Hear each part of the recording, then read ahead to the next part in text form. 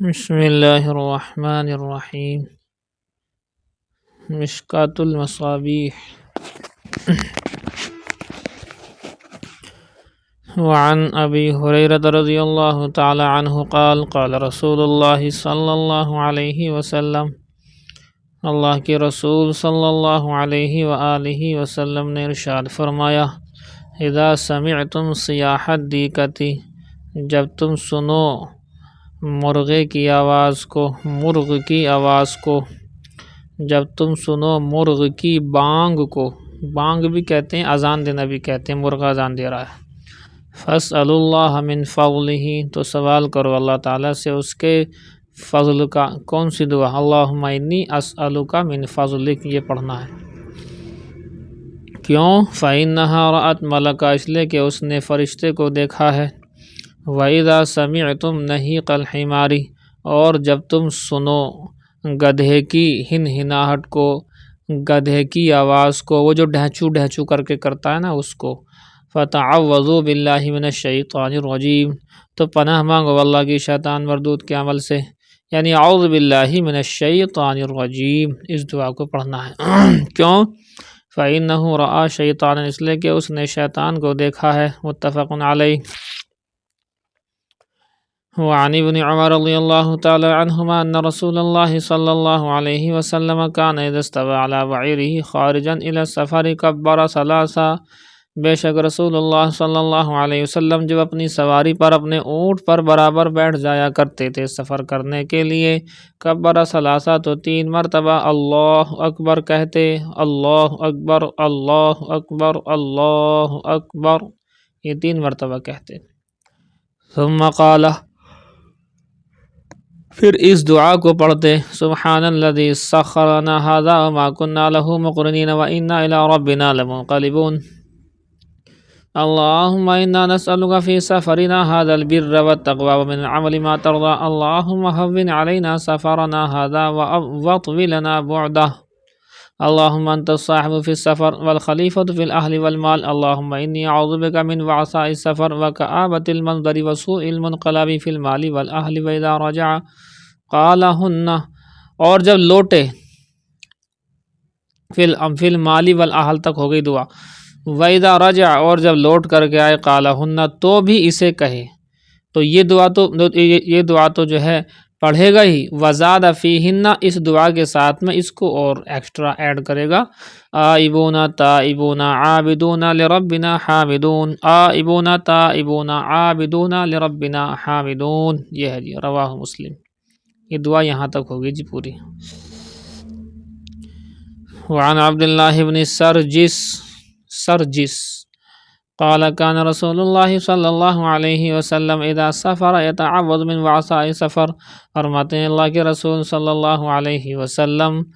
جب سفر کیا کرتے تھے تو پناہ مانگتے تھے سفر کی مشقت سے، من وعثاء السفر وکآبۃ المنقلب،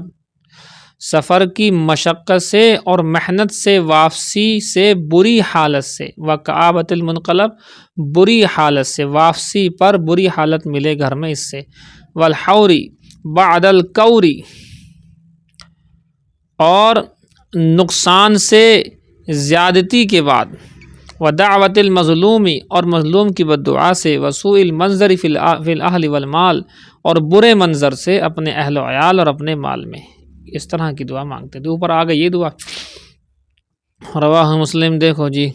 وعن خولۃ بنت حکیم، فرماتے ہیں خولہ بنت حکیم سے روایت ہے، قالت، فرماتی ہیں، سمعت رسول اللہ صلی اللہ علیہ وسلم یقول، کہ اللہ کے رسول صلی اللہ علیہ وآلہ وسلم ارشاد فرماتے ہوئے سنا حضور کو ہم نے۔ کیا ارشاد فرماتے ہوئے سنا انہوں نے؟ کہتی ہیں، من نزل، حضور نے ارشاد فرمایا، جو شخص کے منزلاً کسی جگہ پر اترے، کسی نئی جگہ آئے، کسی نئی جگہ پر اترے، فقال، تو اس دعا کو پڑھ لیا کرے، کون سی؟ اعوذ بکلمات اللہ التامات من شر ما خلق، تو کیا ہوگا؟ لم یضرہ شیء، کوئی چیز اس کو نقصان نہیں پہنچا سکتی، حتی یرتحل فی منزلہ ذلک، جب تک کہ اس جگہ سے کوچ نہ کر جائے، یہاں سے سفر آگے نہ بڑھائے، تب تک یہاں کوئی چیز نقصان نہیں پہنچا سکتی۔ کتنی آسان دعا ہے، اعوذ بکلمات اللہ التامات من شر ما خلق۔ آپ لوگ بھی پڑھ لو، اعوذ بکلمات اللہ التامات من شر ما خلق۔ وعن ابی ہریرہ، حضرت ابو ہریرہ رضی اللہ عنہ سے روایت ہے، فرماتے ہیں جاء رجل الی رسول اللہ صلی اللہ علیہ وسلم، اللہ کے رسول صلی اللہ علیہ وسلم کے پاس میں ایک شخص آئے، فقال یا رسول اللہ، اور کہا اے اللہ کے رسول، ما لقیت من عقرب لدغتنی البارحہ، فرماتے ہیں نہیں ملا، یعنی یہ ماں کا ترجمہ یہ نہیں ہے، فرماتے ہیں کہ ایک بچھو کی وجہ سے میں تکلیف میں مبتلا ہو گیا، وہ تکلیف جو مجھے پہنچی ہے ایک بچھو کی وجہ سے جس نے مجھے رات ڈس لیا، کاٹ لیا، لدغتنی البارحہ، بارحہ من رات، لدغتنی مجھے ڈنک مارا، اما لو قلت حین امسیت، تو حضور نے فرمایا کہ تم اگر یہ کہہ لیتے، تم اگر اس دعا کو پڑھ لیتے شام کے وقت میں، جیسے کہ اعوذ بکلمات اللہ التامات من شر ما خلق، تو کہتے ہیں لم تضرک، تو یہ تجھے نقصان نہیں پہنچاتا۔ تم نے شام میں اس دعا کو نہیں پڑھی، رات میں بچھو نے کاٹا ہے تو شام میں اس دعا کو پڑھ لیا کرو، اعوذ بکلمات اللہ التامات من شر ما خلق، اس کو صبح شام پڑھو، انشاءاللہ نقصان سے بچو گے۔ وعن ابی ہریرہ ان النبی صلی اللہ علیہ وسلم کان اذا کان فی سفر، فرماتے ہیں کہ اللہ کے نبی صلی اللہ علیہ وسلم جب سفر میں ہوا کرتے تھے، وَأَسْحَرَ، اور صبح کا سحری کا وقت ہوا کرتا تھا، تہجد کا وقت، یقولو، تو کہتے تھے، سمع سامع بحمد اللہ، سننے والے نے سن لی اللہ تعالیٰ کی حمد، وحسن بلائہ، اور اس کی نعمتوں کی خوبی، علینا، جو ہمارے اوپر ہے، ربنا، اے ہمارے رب، صاحبنا، اے ہمارے پروردگار تو ہمارا ساتھی بن جا، یعنی ہماری نگہبانی فرما، وَأَفْضِلْ عَلَيْنَا عَائِذًا بِاللَّهِ مِنَ النَّارِ، اور ہماری نگہبانی فرما، ہم پر فضل فرما، ہمیں بچاتے ہوئے، یعنی پناہ مانگتے ہوئے اللہ کی جہنم کی آگ سے، یعنی اس دعا کو پڑھنا ہے پناہ مانگتے ہوئے اللہ کی جہنم کی آگ سے، کہ اللہ تو ہمیں دوزخ کی آگ سے محفوظ فرما۔ وعن ابن عمر قال، فرماتے ہیں حضرت عبداللہ ابن عمر رضی اللہ تعالی عنہما سے روایت ہے، کان رسول اللہ صلی اللہ علیہ وسلم اذا قفل من غزو، جب اللہ کے حبیب صلی اللہ علیہ وسلم کسی غزوے سے واپس آتے، او حج، یا حج سے واپس آتے، او عمرۃ، یا عمرے سے واپس آتے، تو کیا کرتے، یکبر علی کل شرف من الارض، زمین سے اٹھی ہوئی جگہوں پر اللہ اکبر پڑھتے، یعنی کسی چڑھائی پر جو ہے چڑھتے وقت اللہ اکبر پڑھتے، ثلاث تکبیرات، 3 مرتبہ، ثم یقول، پھر کہتے، لا الہ الا اللہ وحدہ لا شریک لہ، لہ الملک ولہ الحمد وہو علی کل شیء قدیر، آئبون تائبون عابدون ساجدون لربنا حامدون، صدق اللہ وعدہ ونصر عبدہ وہزم الاحزاب وحدہ۔ یہ جو ہے غزوہ احزاب کے وقت کی دعا ہے، اس کو بھی ہم جو ہے دعا پڑھ سکتے، یہیں تک ہے مکمل، آگے تک وحدہ تک، متفق علیہ۔ وعن عبداللہ بن ابی اوفا قال، فرماتے ہیں دعا رسول اللہ صلی اللہ علیہ وسلم، اللہ کے نبی صلی اللہ علیہ وآلہ وسلم نے دعا فرمائی تھی، بد دعا فرمائی تھی، احزاب کے دن، علی المشرکین، مشرکین کے خلاف دعا فرمائی تھی، خلاف مطلب بد دعا ہو گئی، فقال، اور یوں فرمایا تھا، اللہم منزل الکتاب سریع الحساب، اللہم اہزم الاحزاب، اللہم اہزمہم وزلزلہم، متفق علیہ، یہاں تک پوری ہے۔ وعن عبداللہ بن بصر قال، فرماتے ہیں حضرت عبداللہ ابن بصر رضی اللہ تعالی عنہ سے روایت ہے، قال نزل رسول اللہ صلی اللہ علیہ وآلہ وسلم، اللہ کے رسول صلی اللہ علیہ وآلہ وسلم اترے، علی ابی، میرے والد کے پاس، بطور مہمان کے آئے، فقربنا الیہ طعاما ووطبۃ، تو ہم نے کھانا حضور صلی اللہ علیہ وسلم کی خدمت میں پیش کیا۔ اچھا جی، کیا کیا تھا اس میں، ہم نے کھانے میں تو تھا ملیدہ، اچھا جی، اور پھر کیا تھا، کہاں گیا، ووطبۃ، یہ ہے ملیدہ ہے، ہم نے کھانے میں ملیدہ پیش کیا، فاکل منہا، پھر حضور نے اس سے کھایا، ثم اتیا بتمر، پھر فرماتے ہیں کہ کھجور لائی گئی، کھانے کے بعد کیا کھائی گئی؟ کھجور کھائی گئی۔ فکان یاکلہ، پھر اس کو بھی کھاتے تھے آپ صلی اللہ علیہ وسلم، کھاتے تھے، ویلقی النوا، اور اس کی گٹھلی کو ڈالتے تھے، بین اصبعیہ، اپنی دونوں انگلیوں کے بیچ میں، ویجمع السبابۃ والوسطیٰ، شہادت کی انگلی اور بیچ کی انگلی دونوں کو اکٹھا کیا کرتے تھے۔ وفی روایت، اور ایک روایت کے اندر ہے، فجعل یلقی النوا، کہ ڈالتے تھے اس کی گٹھلی کو، علی ظہر اصبعیہ السبابۃ والوسطیٰ، شہادت کی انگلی اور بیچ کی انگلی دونوں انگلیوں کے اوپر والے حصے پر۔ ثم اتی بشراب، پھر آپ صلی اللہ علیہ وسلم کے پاس پانی لایا گیا، فشربہ، پس آپ نے اسے پیا۔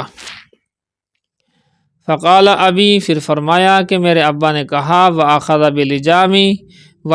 بِلِجَامِ دَابَّتِهِ، اللہ کے نبی صلی اللہ علیہ وسلم کی سواری کی لگام کو پکڑا اور کہا، ادعو اللہ لنا، یا رسول اللہ ہمارے لیے دعا کیجیے گا۔ فقال، تو صلی اللہ علیہ وسلم نے یہ دعا دی، اللہم بارک لہم فیما رزقتہم واغفر لہم وارحمہم۔ یہ کھانا کھانے کے بعد کی دعاؤں میں سے ایک دعا یہ بھی ہے، اللہم بارک لہم فیما رزقتہم واغفر لہم وارحمہم۔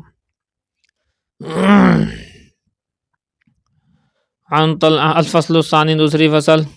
عن طلحة بن عبید اللہ ان النبی صلی اللہ علیہ وسلم، اللہ کے رسول صلی اللہ علیہ وآلہ وسلم، کان اذا رأى الہلال،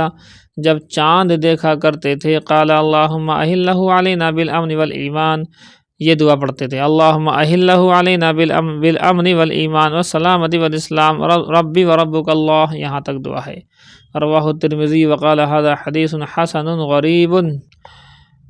وعن عمر بن الخطاب، بس جی یہ دیکھو آپ کتنا ہو گیا ہے، ایک آدھا صفحہ پہنچا۔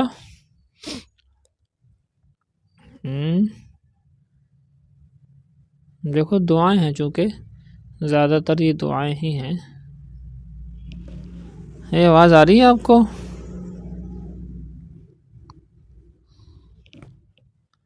چلیے اب آپ جو ہے جلالین شریف کھولیں۔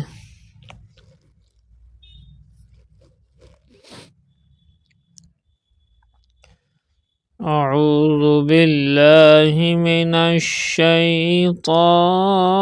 الرجیم، بسم اللہ الرحمن الرحیم۔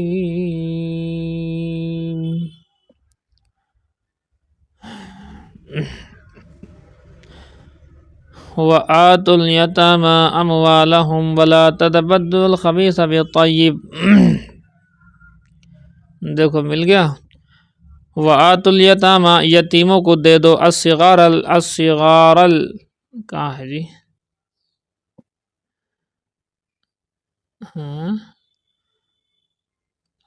ہاں یہ ہے، وَآتُوا الْيَتَامَى الصِّغَارَ الْأُولَىٰ، فرماتے ہیں کہ جو یتیم بچے ہیں، چھوٹے بچے ہیں، لا اب لہم، ان کا کوئی باپ نہیں ہے، اموالہم، ان کا مال دے دو، کب؟ اذا بلغوا، جب کہ بالغ ہو جائے۔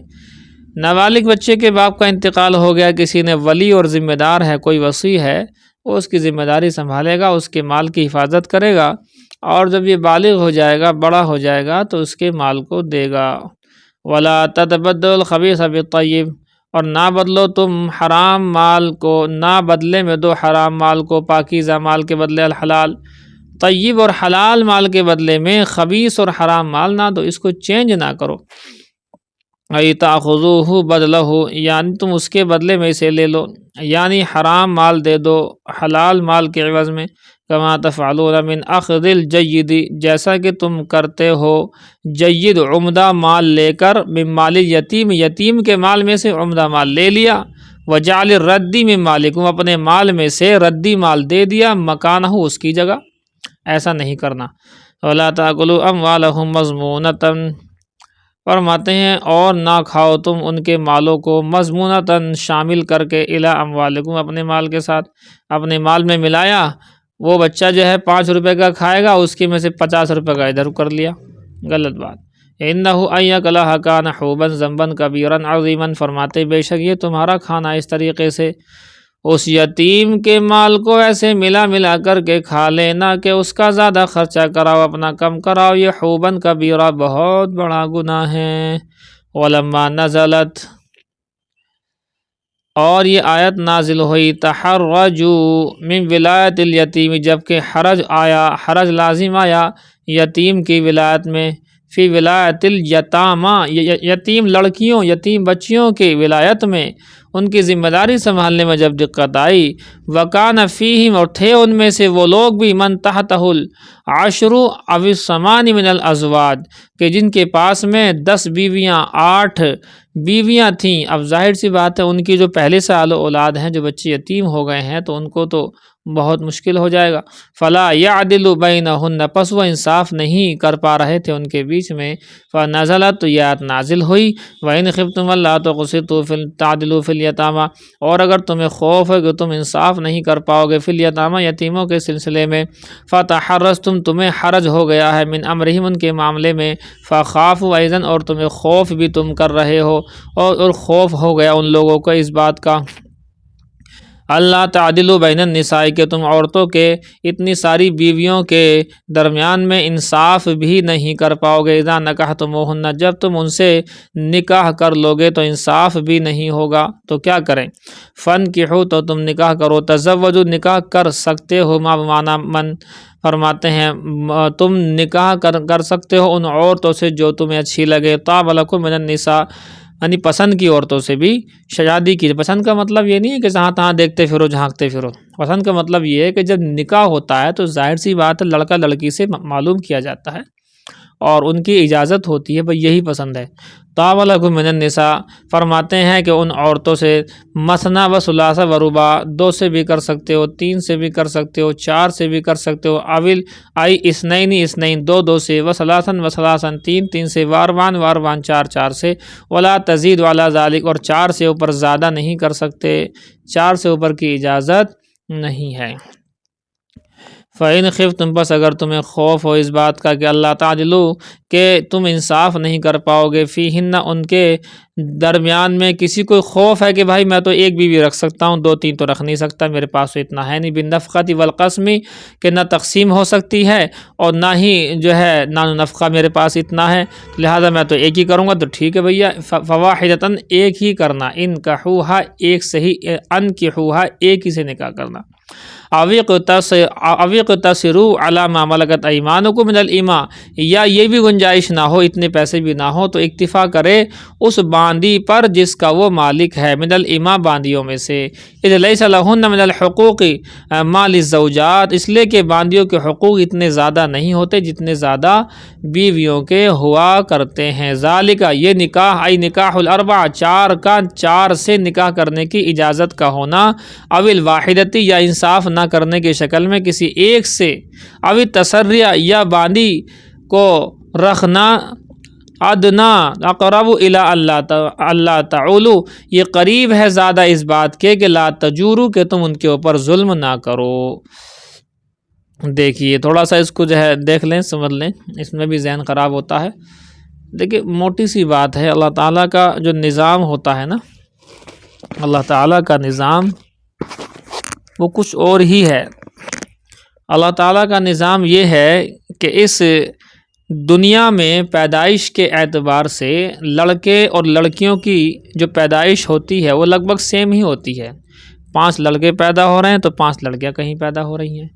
50 لڑکے پیدا ہو رہے ہیں تو 50 اور لڑکیاں پیدا ہو رہی ہیں، یہ ایوریج تو لگ بھگ جو ہے سیم سا رہتا ہے۔ لیکن اب پیدائش کے بعد میں بیماری سے لڑنے کی طاقت لڑکیوں میں زیادہ ہوتی ہے بمقابل لڑکوں کے، اسی لیے پیدائش کے بعد مرنے والے لڑکے لڑکیوں میں لڑکوں کی زیادہ تعداد ہوتی ہے، لڑکیوں کی کم ہوتی ہے۔ یوں کہو کہ لڑکیاں کم مرتی ہیں اور لڑکے زیادہ۔ تو اب ظاہر سی بات ہے پیدائش میں تو مطلب برابری ہے، لیکن مرنے میں لڑکے مرے ہیں زیادہ اور لڑکیاں رہی ہیں زندہ زیادہ، تو ایوریج کیا بنے گا؟ لڑکے کم ہو گئے، لڑکیاں ہو گئیں زیادہ۔ اب آگے بڑھیں، بڑے ہوں گے تو عام طور پر مارکیٹ کا آنا جانا، موٹر سائیکلوں کا چلانا، گاڑیوں کا چلانا، باہر کی دوڑ دھوپ کا سنبھالنا مردوں کی ذمہ داری ہوتی ہے، اس میں ایکسیڈنٹ وغیرہ یہ ساری چیزیں ہوتی ہیں، باہر کی دوڑ دھوپ کا اثر زیادہ انہیں کے اوپر ہوتا ہے، تو اس میں بھی کیسز مرنے میں لڑکوں کے زیادہ ہوتے ہیں، چاہے وہ جنگ میں ہوں، جہاد میں ہوں، لڑائی میں ہوں، اور جو ہے آپ کے راستوں میں ہوں، حادثوں میں ہوں، اس میں بھی لڑکوں کے مرنے کی تعداد بمقابل لڑکیوں کے زیادہ ہوتی ہے۔ اب ظاہر سی بات ہے پہلے سے ہی کم تھے،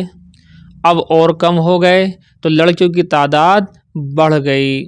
اس طرح سے اللہ کا نظام کچھ ایسا بنا کہ پیدائش سے لے کر کے آخر تک لڑکوں کی کم تعداد رہتی ہے، لڑکیوں کی زیادہ۔ یہ دو ہے پوائنٹ۔ اب آئیے، یہ کئی سال پہلی رپورٹ میں آپ سے بتا رہا ہوں کہ امریکہ کا نیو یارک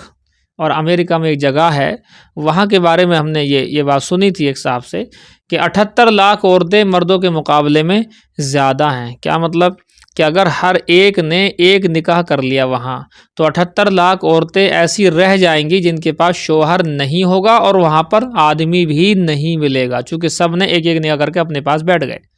اب جب ایک ایک نکاح کر کے اپنے پاس بیٹھے ہیں تو باقی عورتوں کے پاس دو ہیں آپشن، یا تو ایسے شخص سے نکاح کرے، بیوی بنے اس کی اور اس کے ساتھ عزت کے ساتھ رہے، یا وہ کسی غلط راستے کو اختیار کرے، چونکہ فطری یہ چیز ہے لہذا وہ غلط راستہ بھی اختیار کر سکتی ہے۔ تو اسلام نے کہا کہ غلط راستہ اختیار نہیں کرنا، بلکہ جس کا نکاح پہلے سے ہو چکا ہے اسی کے ساتھ نکاح کر کے عزت والی زندگی مطلب گزارنی ہے۔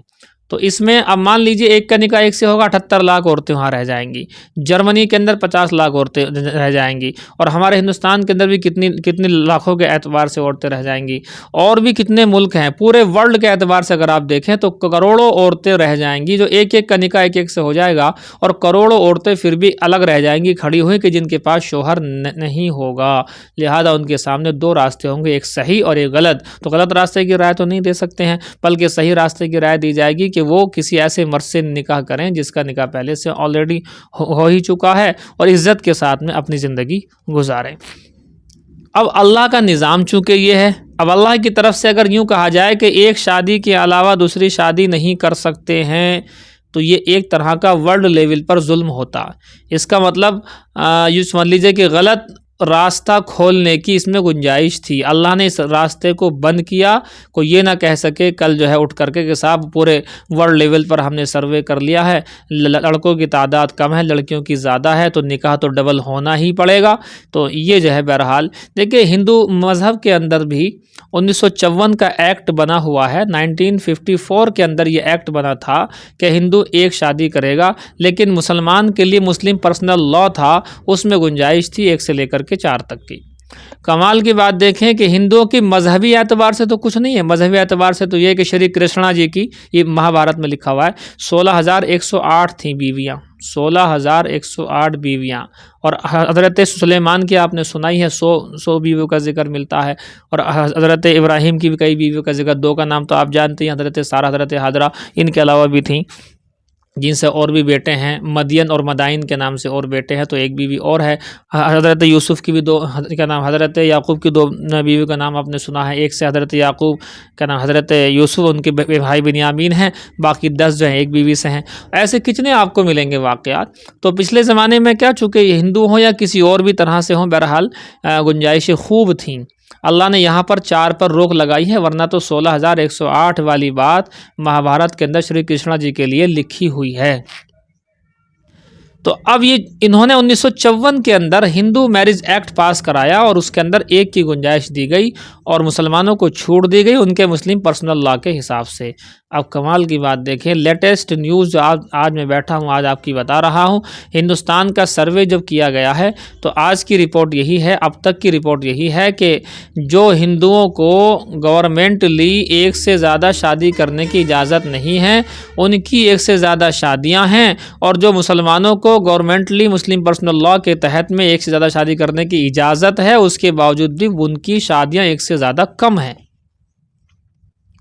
یعنی ابھی بھی اس معاملے میں بھی غیر مسلم ہم سے آگے ہیں، غیر مسلم ہم سے آگے ہیں اس معاملے کے اندر بھی، حالانکہ ان کے لیے تو یہ چیز گورنمنٹ کی طرف سے باقاعدہ 1954 کے اندر منع ہو گئی تھی۔ چلیے بہرحال خلاصہ میں نے آپ کو بتا دیا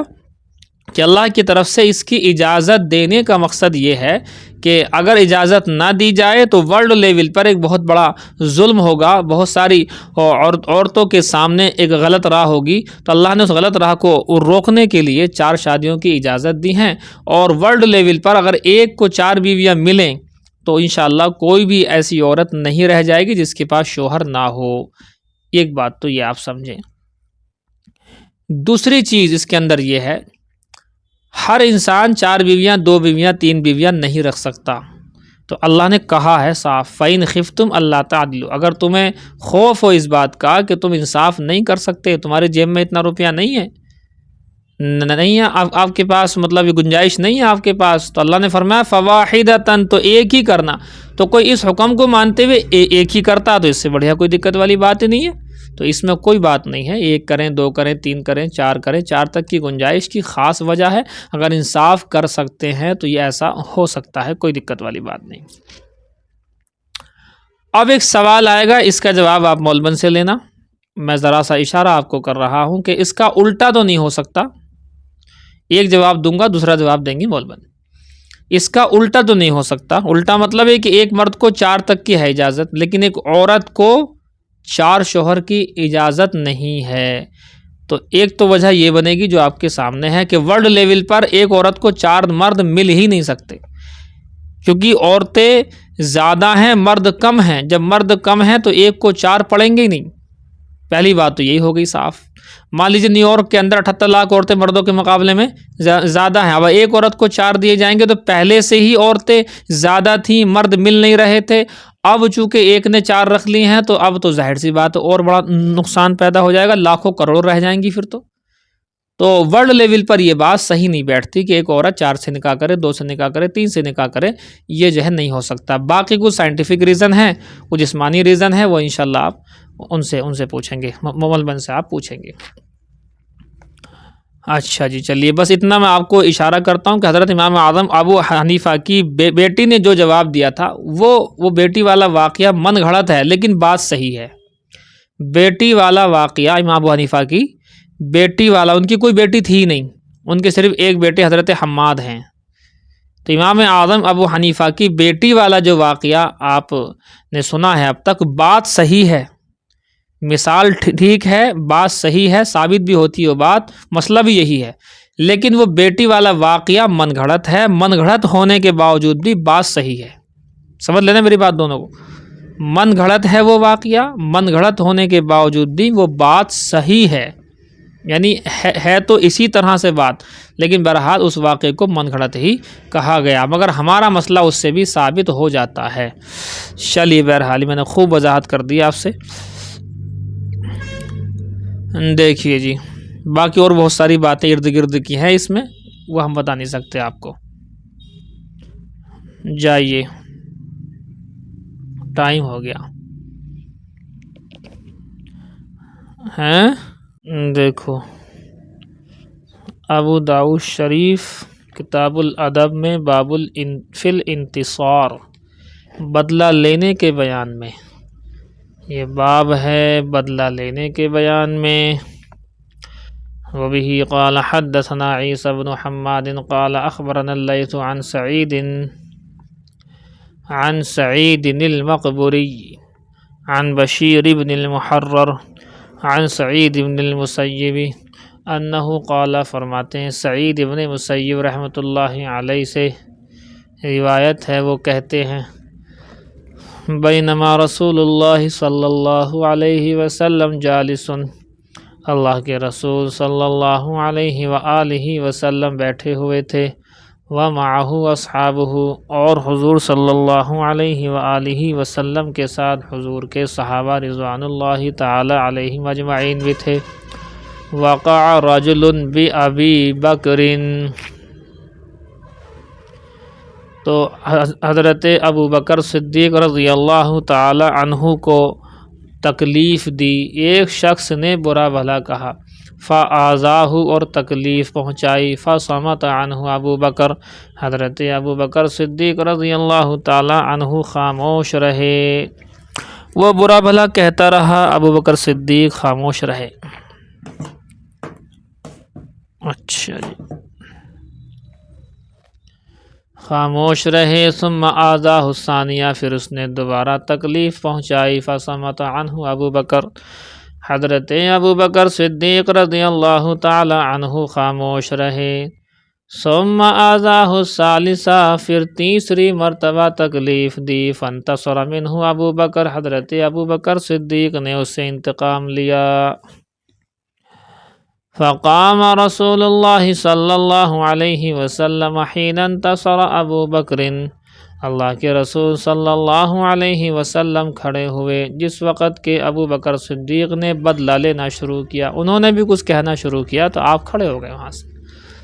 فقال ابو بکر رضی اللہ تعالی عنہ، حضرت ابو بکر صدیق رضی اللہ تعالی عنہ نے کہا، اوجدت علی یا رسول اللہ، کیا آپ مجھ سے ناراض ہو گئے ہیں اے اللہ کے رسول؟ فقال رسول اللہ صلی اللہ علیہ وسلم، حضور نے ارشاد فرمایا، بات یہ ہے ابو بکر، بات یہ ہے کہ نزل ملک من السماء یکذبہ بما قال لک، کہ سب سے پہلی بات جب وہ تمہیں برا بھلا کہہ رہا تھا تو فرشتہ نازل ہوا تھا، نزل ملک من السماء، من السماء آسمان سے فرشتہ آیا ہوا تھا، یکذبہ اور جواب دے رہا تھا، جھٹلا رہا تھا اس شخص کو، بما قال لک، جو اس نے کہا تمہارے بارے میں، جو وہ تمہیں الٹا سیدھا کہہ رہا تھا تو ایک فرشتہ تمہاری طرف سے جواب دے رہا تھا۔ فلما انتصرت، جب تم خود ہی جواب دینے لگے، وقع شیطان، تو شیطان آ گیا، فلم اکن لاجلس اذ وقع شیطان،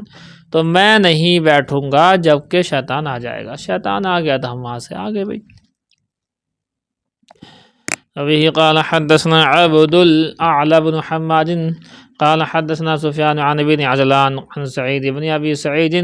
عن أبي هريرة أن رجلا كان يسب أبا بكر وساق نحوه، فرماتے ہیں بے شک ایک شخص نے حضرت ابو بکر صدیق رضی اللہ تعالی عنہ کو برا بھلا کہا، وساق نحوه، اور حضرت ابو ہریرہ اس کے بعد اسی طرح کی حدیث لائے، کہنے کا مطلب اوپر والی حدیث کا ایک اور حوالہ۔ قال ابو داود، امام ابو داود رحمۃ اللہ علیہ فرماتے ہیں، وَكَذَا رَوَاهُ صَفْوَانُ بْنُ عِيسَىٰ عن ابن عجلان كما قال سفیان، ایک اور حوالہ۔ وبه قال حدثنا عبید اللہ بن معاذ قال حدثنا ابی وحدثنا عبید اللہ بن عمر بن میسرہ قال حدثنا معاذ بن معاذ المعنى واحد قال حدثنا ابن عون، قال فرماتے ہیں ابن عون، كنت اسأل عن الانتصار، کہ میں بدلہ لینے کے بارے میں سوال کر رہا تھا، وہ جو کلام پاک میں آیا ہے، کیا آیا ہے؟ وَلَمَنِ انتصر بعد ظلمه فَأُولَئِكَ مَا عَلَيْهِم مِّن سَبِيلٍ، اور جو یقیناً جو شخص کے بدلہ لے ظلم کے بعد، فَأُولَئِكَ مَا عَلَيْهِم مِّن سَبِيلٍ، تو ان لوگوں کے اوپر کوئی راستہ نہیں ہے۔ فحدثني علي بن زيد بن جدعان عن ام محمد امرات ابيه قال ابن عون وزعموا، ابن عون کہتے ہیں وزعموا انها كانت تدخل على ام المؤمنین، ایک عورت سے روایت کرتے ہیں اور وہ خیال کرتے ہیں کہ بے شک وہ عورت آتی جاتی تھی ام المؤمنین کے پاس۔ قال ام المؤمنین، وہ عورت کہتی ہے کہ حضور کی ایک بیوی ام المؤمنین نے کہا تھا، دخل علی رسول اللہ صلی اللہ علیہ وسلم، کہ میرے پاس رسول اللہ صلی اللہ علیہ وآلہ وسلم تشریف لائے، وعندنا زینب بنت جحش، اور ہمارے پاس زینب بنت جحش رضی اللہ تعالی عنہا ام المؤمنین سلام اللہ علیہا تھیں، فجعل یصنع شیئا بیدہ، تو وہ اپنے ہاتھ سے کچھ کر رہی تھی، فقلت بیدہ، کہا میں نے کہا اپنے ہاتھ سے، حتی فضلها فامسک، واقبل زینب تقحم لعائشہ رضی اللہ تعالی عنہا فنہانا۔ اس کو تھوڑا سا آپ سمجھ لیجئے۔ دیکھیے ام المؤمنین فرماتی ہیں کہ ہمارے پاس حضور آئے تو اس وقت میں بی بی سیدہ زینب بنت جحش سلام اللہ علیہ موجود تھیں، اور آپ صلی اللہ علیہ وسلم اپنے ہاتھ مبارک سے کچھ چھونا چاہا، تو میں نے اپنے ہاتھ کے اشارے سے آپ کو اشارہ کیا، اور وہاں سیدہ بی بی زینب بھی تھی، وہاں پر موجود تھیں، یہاں تک کہ میں نے آپ صلی اللہ علیہ وسلم کو سمجھا دیا کہ بی بی زینب ہیں، تو حضور اکرم صلی اللہ علیہ وسلم رک گئے، تو بی بی سیدہ زینب اور سیدہ عائشہ کو نے سیدہ بی بی زینب نے سیدہ بی بی عائشہ کو برا بھلا کہنا شروع کر دیا۔ یہ ہوتا ہے آپس میں بیویوں میں۔ تو آپ صلی اللہ علیہ وسلم نے انہیں ایسا کرنے سے کہا گیا، منع کر دیا، بھئی ایسا مت کرو، لیکن بہرحال وہ باز نہیں آئی، تو آپ صلی اللہ علیہ وسلم نے حضرت عائشہ سے فرمایا تم بھی اسے جواب دے دو، جب وہ لڑ رہی ہیں تو تم بھی اسے جواب دے دو۔ اور جب حضرت عائشہ صدیقہ نے جواب دینا شروع کیا، حضور کی دوسری بیوی ہیں حضرت زینب بنت جہش، حضرت عائشہ شروع ہو گئیں تو پھر شروع ہی ہو گئی، پھر تو یہی غالب آ گئی۔ پھر حضرت زینب حضرت علی کے پاس گئیں اور کہنے لگی عائشہ نے تم لوگوں کے بارے میں ایسی باتیں کہی ہیں، اور یہ کہا ہے اور یہ کچھ کہا ہے، اور جو ہے بہرحال پھر حضرت فاطمہ آ گئی حضور کے پاس میں کہ یا رسول اللہ ایسے بات ہیں کہ جو ایسے ہو رہا ہے گھر کے اندر، یہ کیسے آ رہی ہیں باتیں۔ بہرحال یہ اختلافی جھگڑا، اس میں کوئی زیادہ دھیان دینے کی ضرورت ہے نہیں، یہ ایسا ہو جاتا ہے۔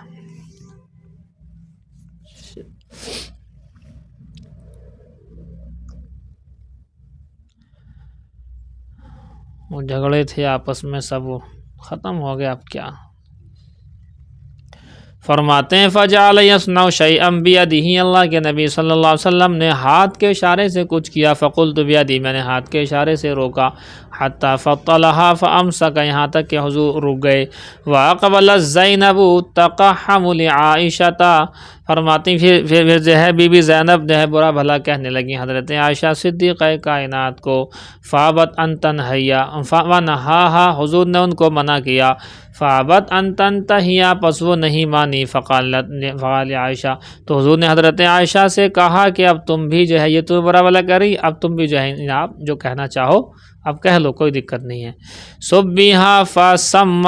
فثبتہا، حضور نے کہا کہ تم بھی ان کو برا بھلا کہہ لو، برابر سرابر ہو جائے گا۔ اب حضرت عائشہ نے برا بھلا کہنا شروع کیا تو فغلبتہا، تو یہ غالب آ گئیں، فانطلقت زینب الی علی، پھر بی بی زینب حضرت علی کے پاس چلی گئیں، فقال، اور کہنے لگی ان عائشہ، بے شک حضرت عائشہ نے تو وقعت بکم، تمہاری بے عزتی کی ہے، وفعلت، اور اس نے ایسا کیا ہے۔ اب یہ سن کر کے فجاعت فاطمہ تو فقال لہا، فحضرت فاطمہ آ گئیں تو حضور نے ان سے کہا انہا حبت ابی کا، کہ بے شک وہ تمہارے باپ کی محبوبہ ہیں، ورب الکعبتی، اور قسم خدا کی، فنصرفت، تو یہ سن کر کے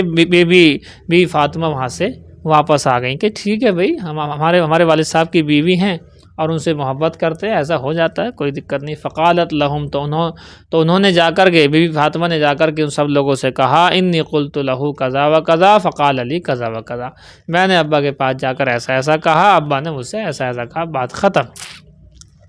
قال، فرماتے ہیں وجہ علی رضی اللہ عنہ نبی صلی اللہ علیہ وسلم، حضرت علی حضور کے پاس آ کر کے فکلمہ فی ذلک، اس بارے میں بات چیت کرنے لگے کہ رفع دفع کرو معاملہ، یہ عورتوں کے آپس کے جھگڑے ہیں، یہ مجاہد پڑھنے کی ضرورت نہیں ہے، یہ تھی بس بات۔ بہرحال اللہ اکبر۔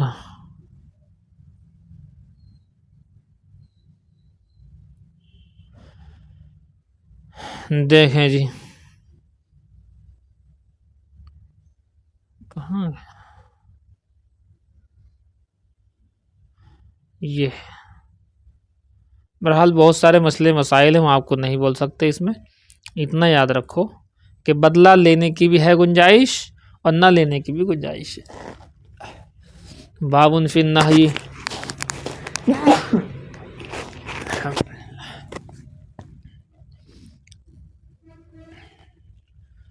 باب فی النہی عن سب الموتى، یہ باب ہے کیا نام، نہی، مردوں کو گالی دینے سے، برا بھلا کہنے سے منع کرنے کے بارے میں۔ اس کا انتقال ہو گیا تو اب اسے کیا برا بھلا کہو، اس سے زندوں کو دکھ تکلیف ہوگی نا، یہ وجہ ہے۔ وبه قال حدثنا زهير بن حرب قال حدثنا وكيع قال حدثنا هشام بن عروة عن أبيه عن عائشة رضی اللہ تعالی عنہ قالت قال رسول اللہ صلی اللہ علیہ وسلم، حضور نے ارشاد فرمایا، اذا مات صاحبکم فادعوه،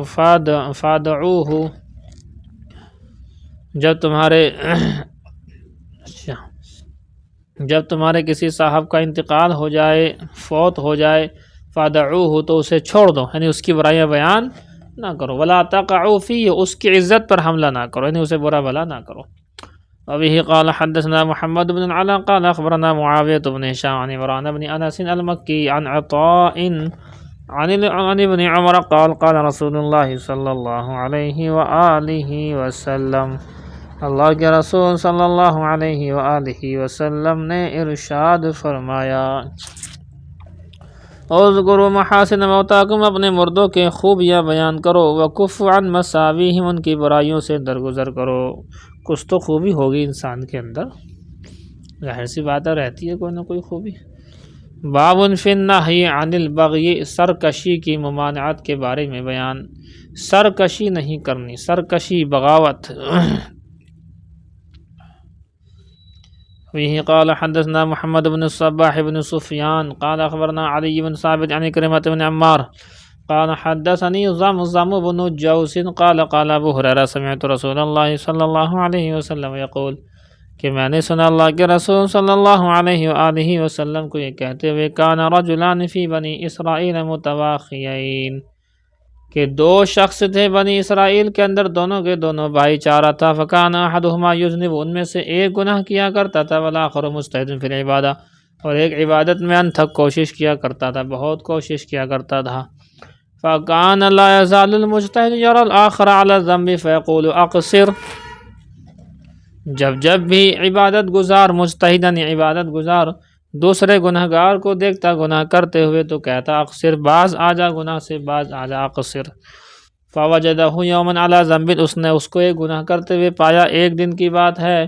فقال له، تو اس سے کہا اقصر، گناہ کو چھوڑ دے، پیچھے ہٹ جا، فقال، تو اس نے کہا خلنی وربی، تو مجھے اور میرے رب کو میرے حال پر چھوڑ دے۔ ابعثت علی رقیبا، کیا تجھے میرے اوپر نگہبان دروغہ بنا کر کے بھیجا گیا، ہر وقت میرے پیچھے لگا رہتا ہے۔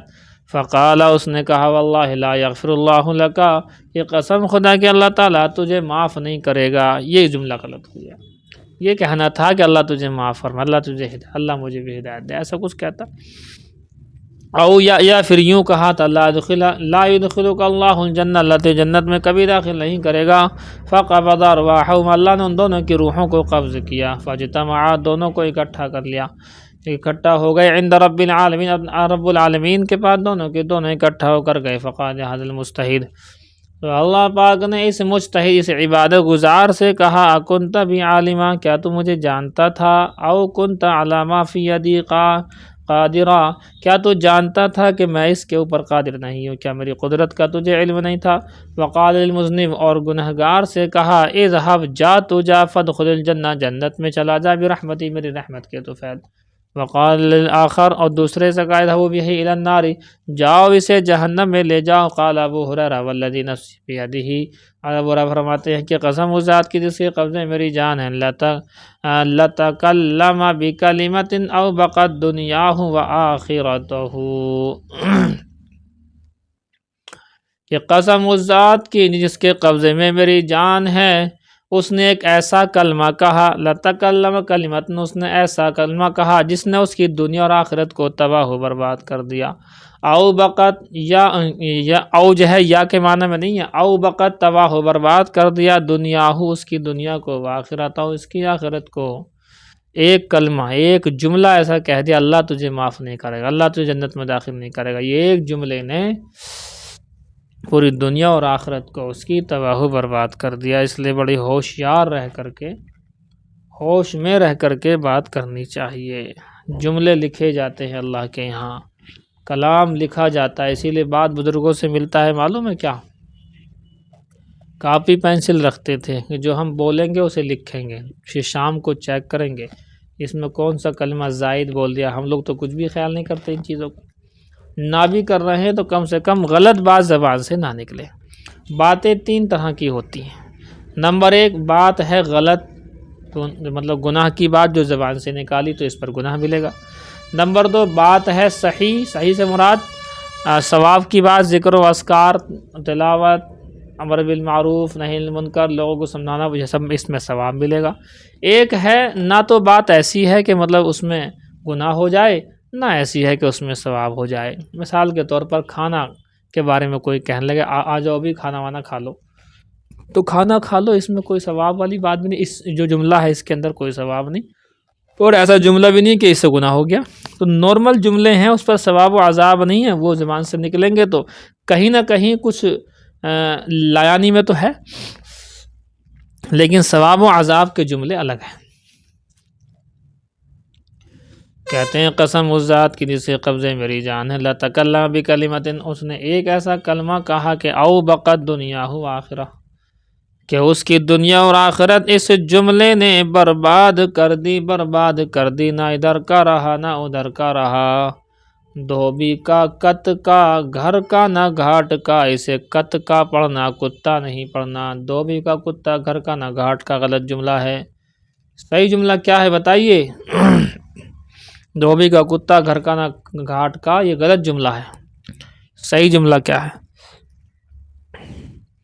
دھوبی کا کت کا گھر کا نہ گھاٹ کا، یہ ہے صحیح جملہ۔ سمجھتے ہیں آپ یہ کیا ہوتا ہے؟ کت کا کیا ہوتا ہے؟ یہ محاورے بھی صحیح ہونے چاہیے، ظاہر سی بات ہے آپ علم پڑھ رہے ہیں تو غلط محاورہ زبان سے بولیں گے کہیں اسٹیج پر بیان کے بیچ میں، تو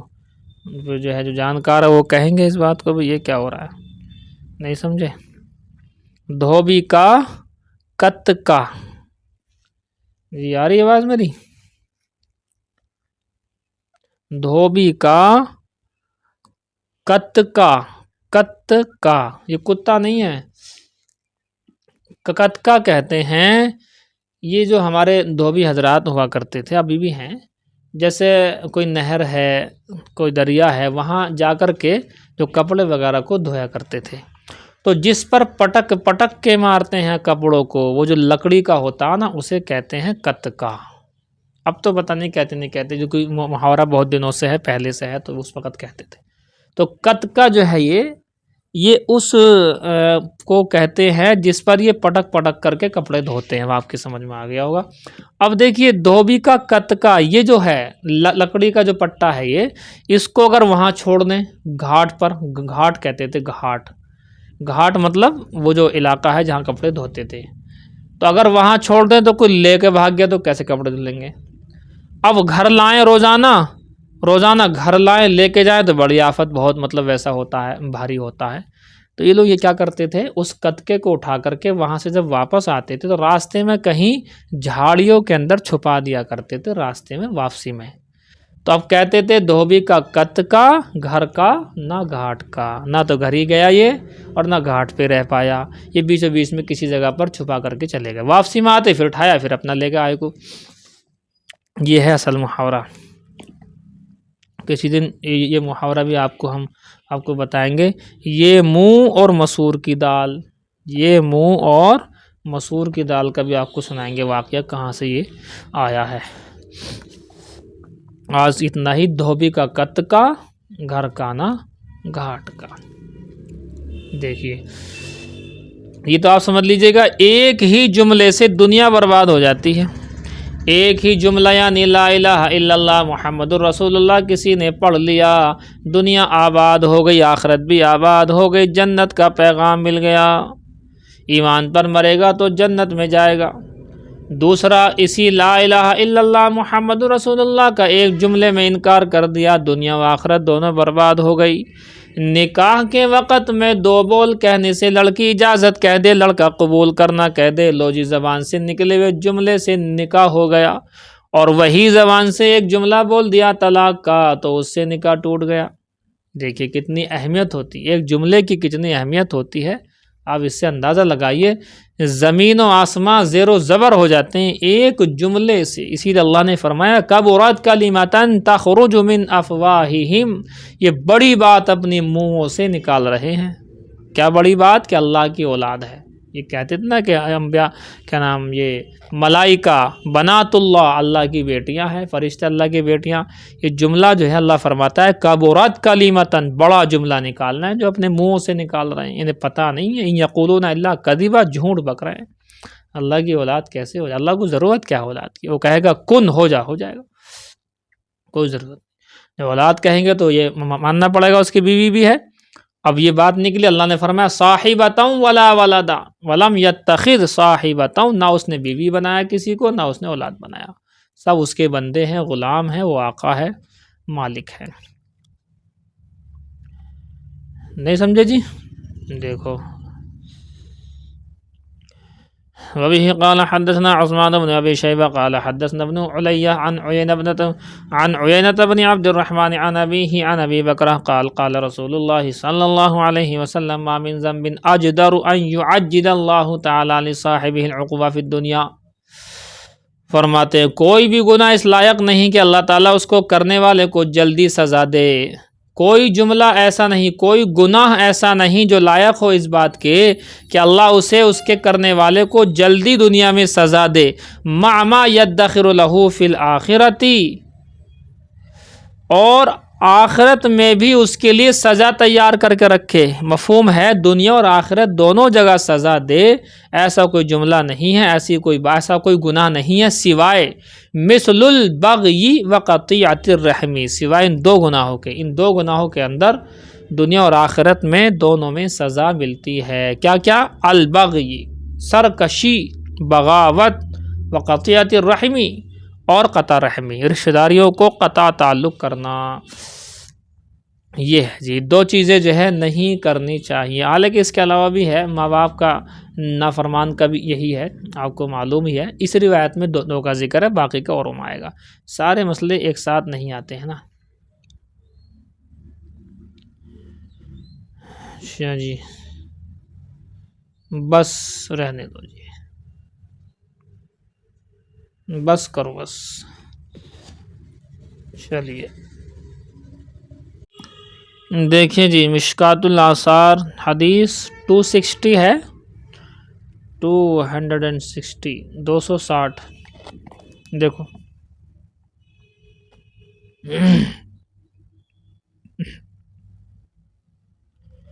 اللہ اکبر. عن ابی ہریرہ ان رسول اللہ صلی اللہ علیہ وسلم قال، فرماتے ہیں حضرت ابو ہریرہ سے روایت ہے کہ بے شک رسول اللہ صلی اللہ علیہ وآلہ وسلم نے ارشاد فرمایا بینما رجل، یہ آپ نے مستورات کے حساب سے سنا ہے، ایک عورت کے حساب سے سنا ہے یہ واقعہ کہ ایک عورت نے پیاسے جو مطلب کتا تھا اسے پیاس کی وجہ سے مر رہا تھا، پانی پلا، اللہ نے اس کی مغفرت کر دی. یہاں مرد کا واقعہ ہے، اسی طرح کا واقعہ مرد کا بھی. اور ضروری نہیں کہ دنیا میں ایک ہی واقعہ پیش آیا ہو، مختلف واقعے پیش آئیں. اس میں ایک عورت کا تو آپ نے پڑھا ہی ہے، مردوں کو اور پڑھ لو. فرماتے ہیں حضرت ابو ہریرہ سے روایت ہے اللہ کے رسول صلی اللہ علیہ وآلہ وسلم نے ارشاد فرمایا بینما رجل، ایک مرتبہ ایک شخص تھا، یمشی جو چلا آ رہا تھا، فاشتد علیہ العطش، تو اس کو سخت پیاس لگی، فنزل بئرا، وہ کنویں میں اترا، فشرب منہ، تو اور اس نے اس سے پی لیا، ثم خرجا، پھر نکل آیا، فاذا ہوا بکلب یلہث، ایک کتا تھا جو کہ ہانف رہا تھا، ویاکل الثری، اور وہ مٹی، من العطشی، پیاس کی وجہ سے مٹی کو، پیاس کی وجہ سے تر مٹی کو کھا رہا تھا. وہ جو تر مٹی میں جیب لگاتے ہیں یہ کتے جو ہے. فقال،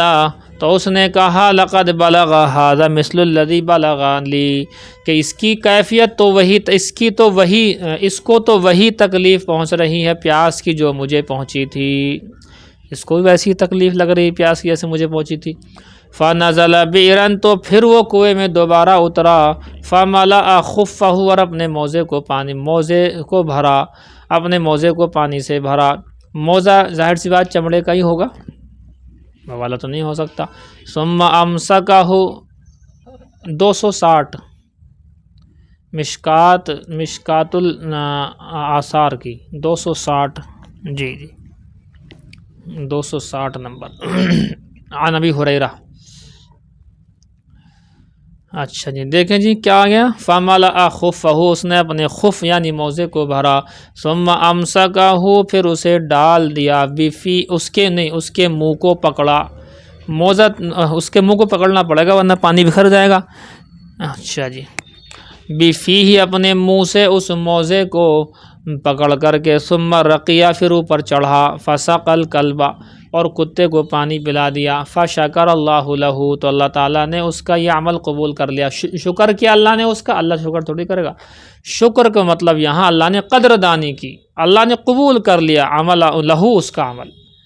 لہو، اس کا یہ عمل اللہ نے قبول کر لیا، فغفر لہو، اور اللہ نے اسے معاف کر دیا۔ قالوا یا رسول اللہ، صحابہ نے کہا اللہ کے رسول، ان لنا فی البہائم اجرا، کیا بے شک ہمارے لیے جانوروں میں بھی ثواب ملتا ہے؟ قال، حضور نے فرمایا فی کل کبد رطبۃ اجر، جی جی بالکل، ہر تر جگر والے کی خدمت میں ثواب ہے، ہر تر جگر، تر جگر، کبد مانے جگر کلیجی، رطبہ مانے تر، ایک محاورہ ہے، ہر تر کلیجی والے میں، ہر تر جگر والے میں ثواب ہے۔ کیا مطلب، جو بھی جاندار چیز آپ کو محسوس ہو رہی ہے اس کو آپ جو ہے اس کی خدمت کرتے ہیں، چاہے چیونٹی سے لے کر کے اوپر تک کتنی بڑی مخلوقات چھوٹی ہو، اگر آپ اس کے بھوک کی پیاس کی شدت کی وجہ سے ایسا کرتے ہیں تو بالکل صحیح ہے، ثواب ملے گا۔ اسی لیے کبھی کبھی جو ہے نا کچھ چڑیوں کو بھی کچھ کھلا دیا کرو اپنے اوپر، جیسے گرمی کا موسم آتا ہے تو گرمی کے موسم میں اوپر پانی جو ہے بھر کر کے رکھ دیا کرو، تازہ پانی ہونا چاہیے، پتہ لگا ایک ہفتے پہلے رکھا تھا وہ تو گرمی میں اول جائے گا، پھر وہ کیسے پئیں گے؟ تو اس لیے جو ہے مطلب دوپہر میں رکھ دیا، وہ شام تک تو اتنا ٹھیک ہی رہے گا، وہ ایسے پیالے بنا لیں وہاں پر، اور جو ہے وہ آ جائیں چڑی اور آ کر کے پانی پی لیں ایسی شدت پیاس میں۔ اور بھی چیز رکھ سکتے ہیں، کھانے کی چیزیں رکھ سکتے ہیں، یہ ہے جی، لیکن ایسی جگہ رکھے جہاں بچوں کا ہاتھ نہ لگے، پتہ لگے ان سے پہلے یہ پی گئے بچے کھیل رہے ہیں اوپر، وہ سب کھا کھو کے بیٹھے۔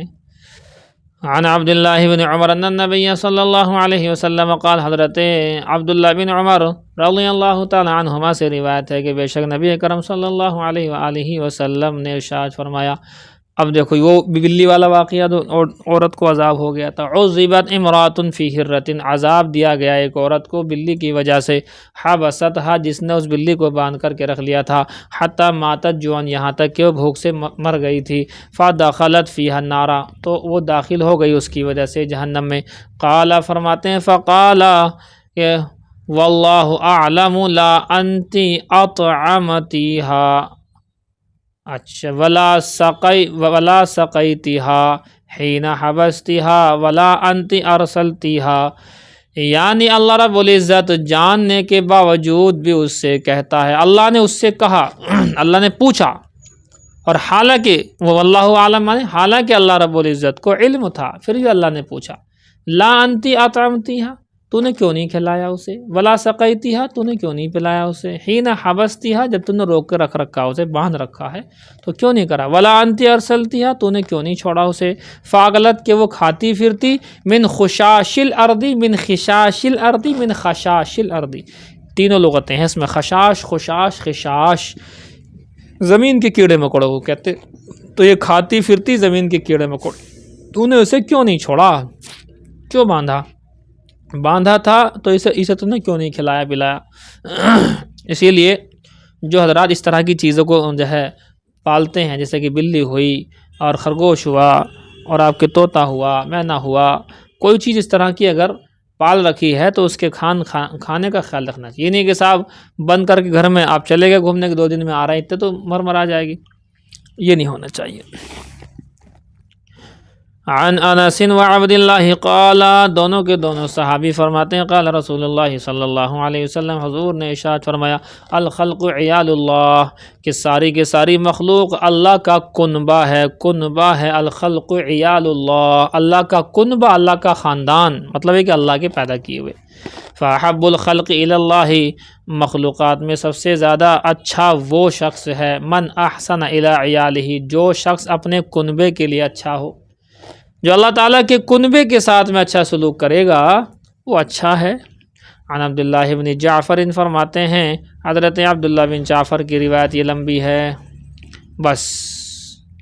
یہیں تک رہنے دو، ٹھیک ہے، ہلکا سا وقت چلاؤ۔ چلو فوراً شروع ہو جاؤ، آپ سنانا شروع کرو۔ 10 حدیث ہے وہ، ایک صفحہ اس کا آسان اصول حدیث کا۔ بخاری شریف یہ کتاب الانبیاء ذکر کیا جا رہا ہے، حضرت ابراہیم کا بیان ہوا ہے اور کافی آگے تک یہ رہے گا۔ حضرت سارہ اور حضرت ہاجرہ کا اختلاف تو آپ کو پتہ ہی ہوگا، جو کہ یہ باتیں کہیں نہ کہیں دوسری جگہ پر آ گئی ہوں گی۔ بس مفہوم یہی ہے کہ حضرت سارہ کا واقعہ آپ نے سنی لیا، اور حضرت ہاجرہ اس ظالم بادشاہ نے ان کو خدمت کے لیے ہدیہ دے دی تھیں،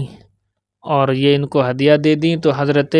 سارہ نے ان کا نکاح جو حضرت ابراہیم سے کرا دیا تھا۔ اللہ کا کرنا یہ ہے کہ اللہ کے حکم سے حضرت اسماعیل پیدا ہوئے، تو وہ حسد جلن والا، چونکہ ان سے کوئی اولاد نہیں تھی، حالانکہ بعد میں حضرت اسحاق ان کے یہاں بھی ہوئے، اور حضرت اسحاق سے پھر یعقوب ہیں، یعقوب سے پھر نیچے اور بھی ہیں، حضرت یوسف وغیرہ، 12 قبیلے 12 خاندان بنی اسرائیل بن گئے یہیں سے۔ اچھا یہ بتائیے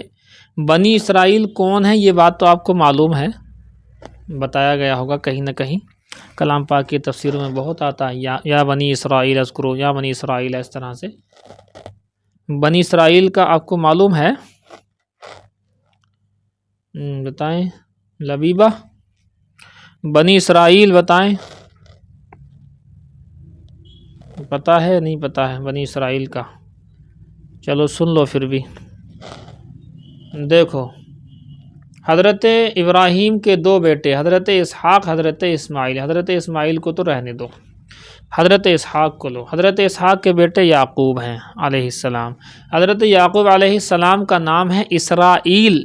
اسرائیل، تو یعقوب ہوئے اسرائیل۔ ان کے بیٹے ہیں 12، حضرت یوسف بنیامین 2، تو یہی 10 اور بھائی تھے، پورا واقعہ سورہ یوسف کا آپ نے پڑھا ہے۔ تو حضرت یعقوب کے 12 بیٹے، تو یہ کہلائے بیٹے مطلب بنی، بنینا کے معنی بیٹے، تو بنی اسرائیل یعقوب علیہ السلام کی اولاد۔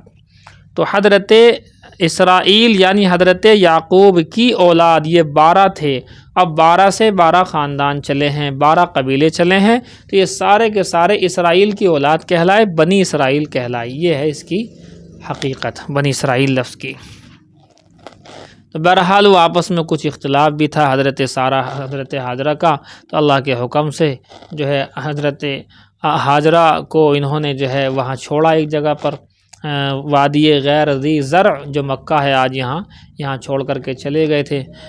جنگل بیابان تھا، وہاں پر کچھ بھی نہیں تھا، اللہ کا حکم تھا۔ حضرت ہاجرہ نے پوچھا بھی کہ اللہ کا حکم ہے تو آپ کوئی دقت والی بات نہیں ہے، وہ آ گئے۔ بہرحال پھر وہاں ملنے کے لیے جایا کرتے تھے۔ اس بیچ میں بہت سے واقعات پیش آئے، وہ پیاس کی شدت والا واقعہ پیش آیا۔ حضرت ہاجرہ اس پہاڑ پر چڑھی صفا پر، پھر صفا سے مروہ پر، مروہ سے صفا پر 7 چکر لگائے، تو حضرت جبرائیل نے آ کر کے پر مارا، اور پر کی وجہ سے، وہ روایت تھوڑی سی من گھڑت ہے کہ حضرت اسماعیل کی پیروں کی ایڑھی رگڑنے سے جو ہے پانی کا نکلنا، یہ روایت مضبوط نہیں ہے، بلکہ حضرت جبرائیل نے آ کر کے پر مارا ہے زمین پر، پر سے وہ جو ہے چشمہ ابلنا شروع ہوا ہے۔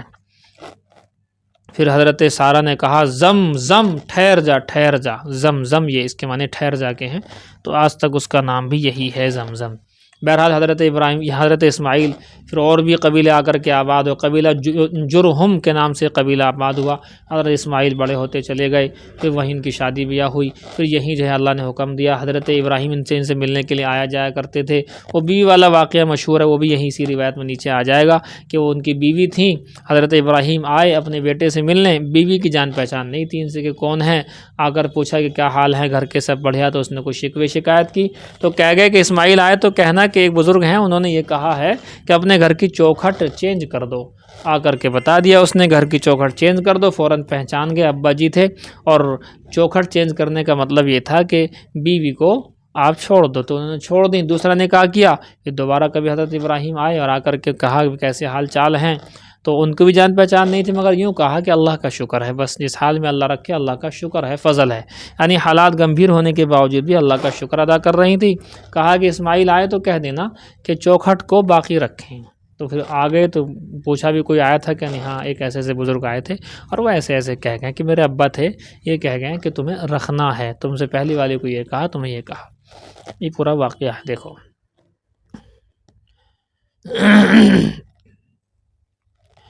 بابن، یہ باب اسی سے جڑا ہوا ہے چونکہ یزفون النسلان فی المشی، اسے کہتے ہیں یزفون، دوڑتے ہوئے آنا۔ وبه قال حدثنا اسحاق بن ابراہیم بن نصر قال حدثنا ابو اسامہ عن ابی حیان عن ابی زرعہ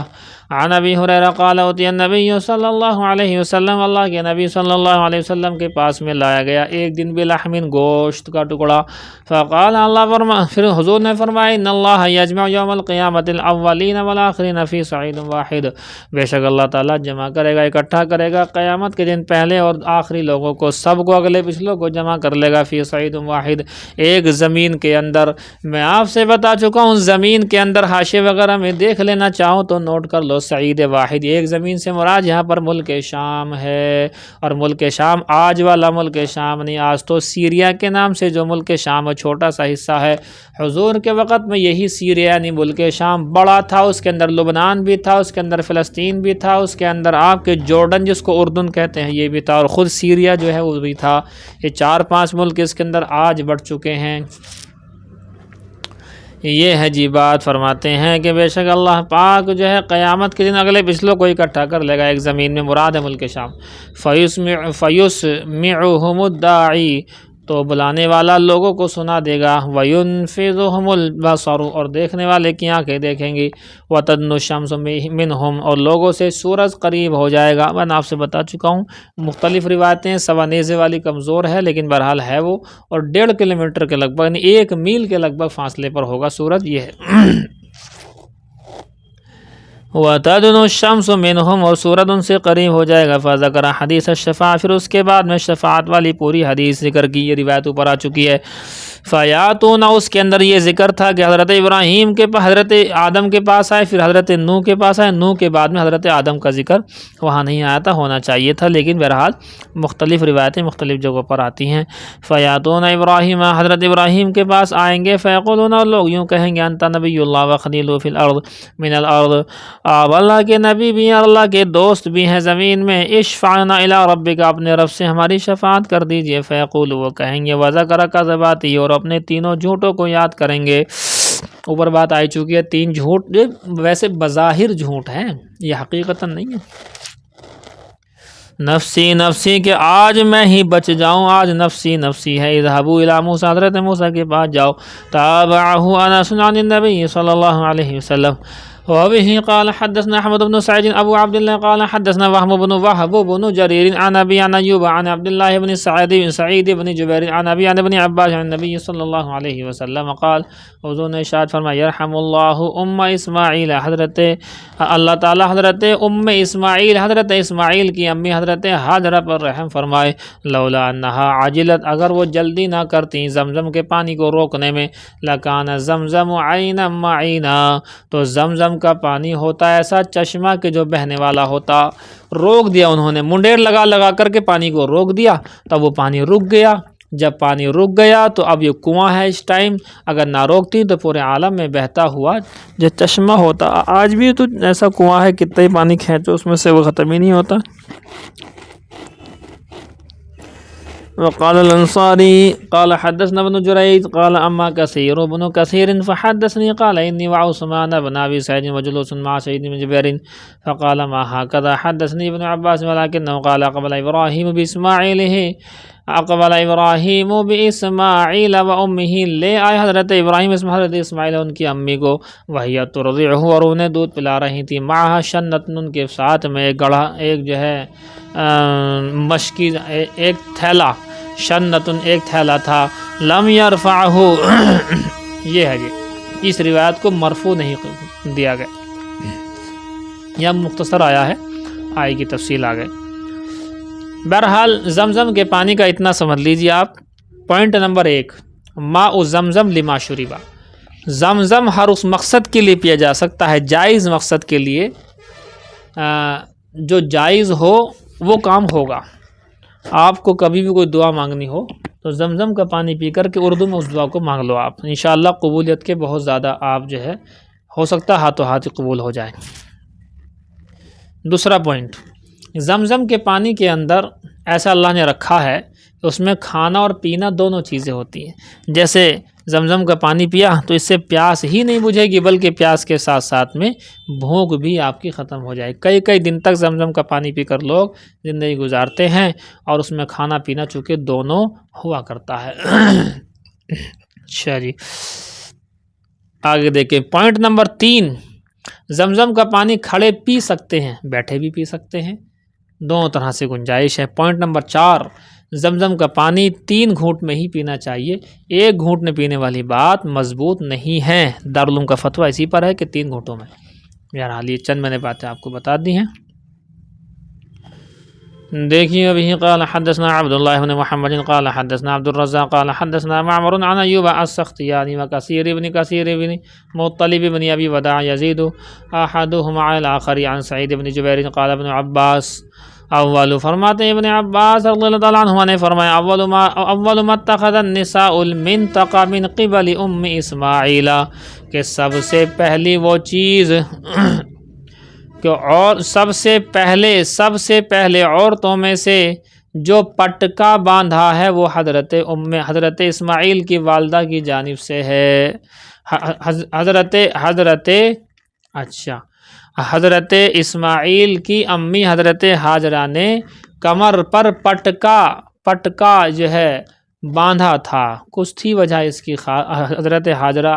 کو جو حضرت سارہ نے کچھ بول دیا تھا کہ ماروں گی، یہ کروں گی، وہ کروں گی، ان کے 3 عضو مجھے کاٹنے ہیں، اس طرح کی باتیں آپسی اختلافات نے بول دی تھی۔ تو فرماتے ہیں سب سے پہلے جو عورتوں نے یہ منطق یعنی پٹکا باندھا ہے وہ حضرت اسماعیل کی والدہ کی جانب سے ہے۔ اتخذت منطقا، انہوں نے پٹکا باندھا تھا، لتعفی اثرها علی سارۃ، تاکہ چھپائے اس کے اثر کو جو کہ حضرت سارہ کی وجہ سے ہوا۔ اچھا جی،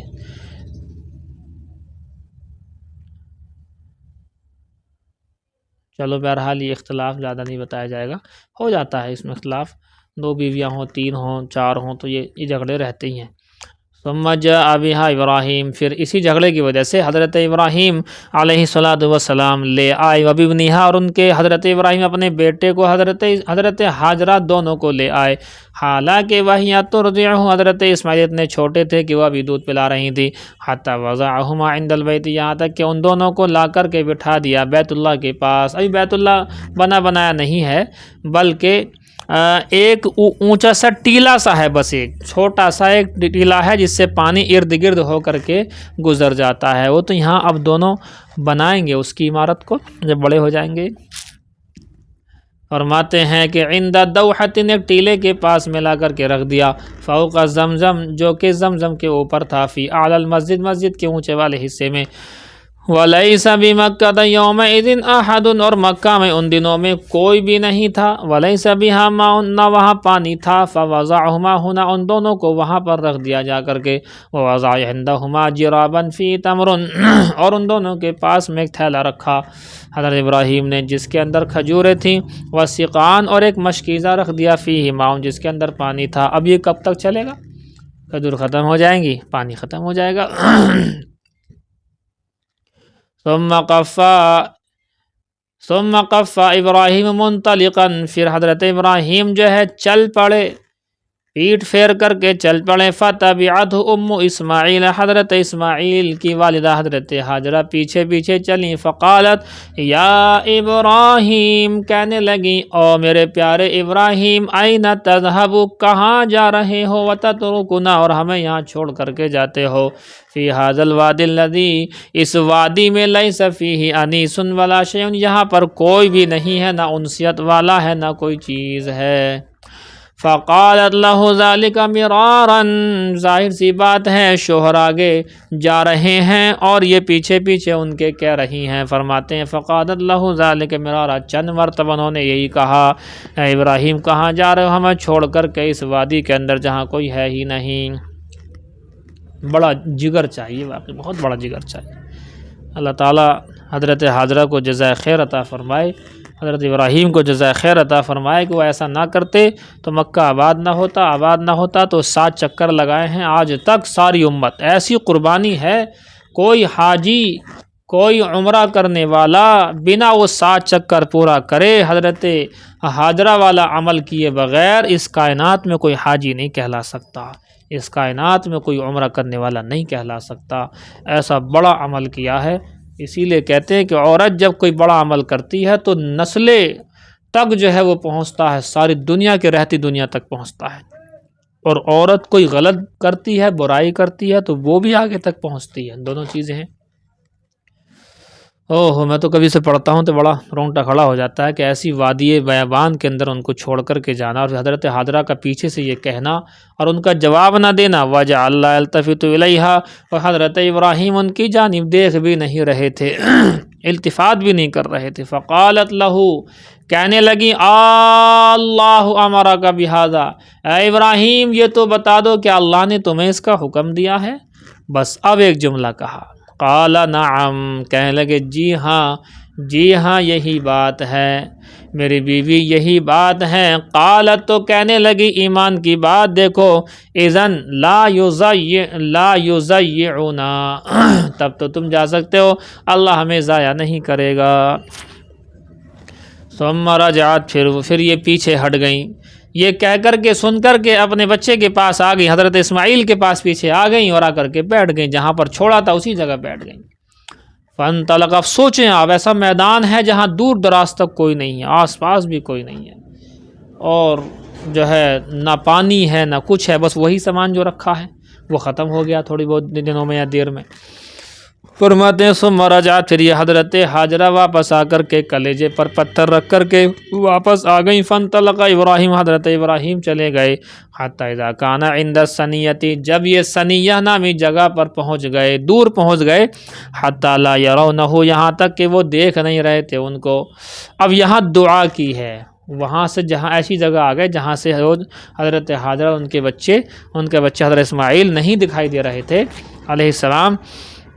فرماتے ہیں یہاں سے دعا کی، استقبل بوجہ البیت، بیت اللہ کی طرف نہ چہرہ کیا، ثم دعا بہؤلاء الدعوات، پھر دعا کی، یہ دعائیں مانگی، ورفع یدیہ، اور اپنے ہاتھوں کو اٹھا کر کے دعا مانگی۔ کون سی دعا؟ کہا ربی، اے میرے رب، انی اسکنت من ذریتی، میں نے اپنی آل و اولاد کو بوادٍ غیر ذی زرع، ایک ایسی وادی میں تیرے حکم سے چھوڑا ہے جو کہ وادی غیر ذی زرع، جہاں کچھ نہیں اگتا ہے، عند بیتک المحرم، تیرے پاکیزہ گھر کے پاس، حتی بلغ یشکرون، یہاں تک کہ یشکرون تک یہ آیت پڑھی ہے۔ دیکھو جی دیکھو، گردانوں کی آواز آ رہی ہے، مائک بند کیجئے۔ وَجَعَلَتْ أُمُّ إِسْمَاعِيلَ تُرْضِعُ إِسْمَاعِيلَ وَتَشْرَبُ مِنْ ذَلِكَ الْمَاءِ، فرماتے ہیں حضرت اسماعیل کی امی جان جو ہے دودھ پلانے لگی حضرت اسماعیل کو، اور پانی پلانے لگی اس پانی سے، حتی اذا نفد، یہاں تک کہ جب ختم ہو گیا، ما فی السقا، وہ جو کہ مشکیزے میں پانی تھا ختم ہو گیا، عطشت، فرماتے ہیں یہ پیاسی ہو گئی، وعطش ابنھا، ان کا بیٹا بھی پیاسا ہو گیا، وجعلت تنظر الیہ، وہ ادھر ادھر دیکھنے لگی، یتلوہ، وہ دیکھنے لگی، قال یتلبط، کہ حضرت اسماعیل تڑپ رہے ہیں پیاس کی وجہ سے، فانطلقت، پس یہ چلی، کراہیت ان تنظر الیہ، کہ اس حالت میں اپنے بچے کو دیکھ نہیں سکتی، یہ چلی پانی کی تلاش میں،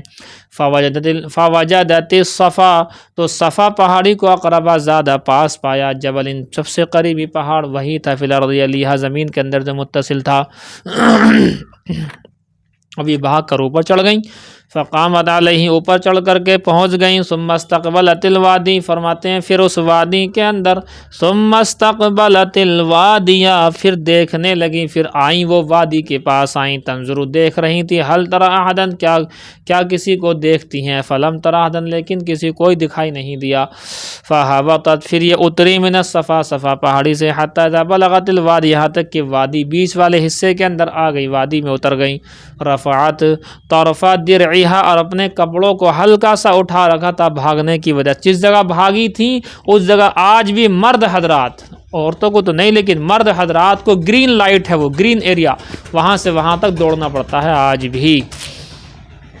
پھر وہ اپنے تھوڑا سا کپڑا اٹھا کر کے بھاگیں، ثم سعت سعی الانسان المجہودی، تھکے ہوئے انسان کی طرح سے بھاگ رہی تھی ادھر ادھر، حتی جاوزت الوادی، یہاں تک کہ وادی کو پار کیا، ثم اتت المروۃ، پھر مروہ پہاڑی پر چڑھ گئیں، فقامت علیہ، اس پر کھڑے ہو کر کے فنظرت، دیکھا، حل تری احدا، کیا کوئی دکھائی دیتا ہے کہ دے نہیں، فلم تری احدا، لیکن کوئی دکھائی نہیں دیا، ففعل ذلک 7 مرات، 7 مرتبہ یہی کیا، ایسا ہی کیا۔ قال ابن عباس، ابن عباس فرماتے ہیں قال النبی صلی اللہ علیہ وسلم، حضور نے ارشاد فرمایا فلذلک سعی الناس بینہما، اسی واقعے کی وجہ سے لوگ صفا اور مروہ کی پہاڑی کے بیچ میں 7 مرتبہ چکر لگاتے ہیں۔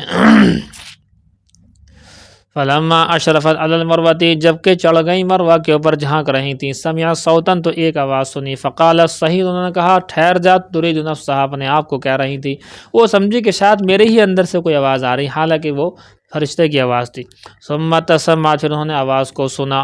فسمعت ایضا، پھر انہوں نے آواز کو سنا، فقالت، کہنے لگی، قد اسمعت، ارے بھائی جو بھی مخلوق ہے تم نے مجھے سنا تو دیا، کوئی ہے یہاں، ان کان عندک غواث، اگر تیرے پاس مدد ہے تو بتا، فاذا ہی بالملک، تو اچانک دیکھتی کیا ہے کہ ایک فرشتہ آ گیا ہے، عند موضع زمزم، زمزم کی جگہ پر ہے، فبحث بعقبہ، اس نے جو ہے پنکھ مارا، اپنے پنکھ سے اسے مارا، او قال بجناحہ، اپنے پنکھ سے، اپنی ایڑی سے، دو بات ہیں، فرشتے نے ایڑی ماری یا پنکھ مارا، لیکن یہ مارا فرشتے نے، حضرت اسماعیل کی ایڑی کا واقعہ نہیں ہے۔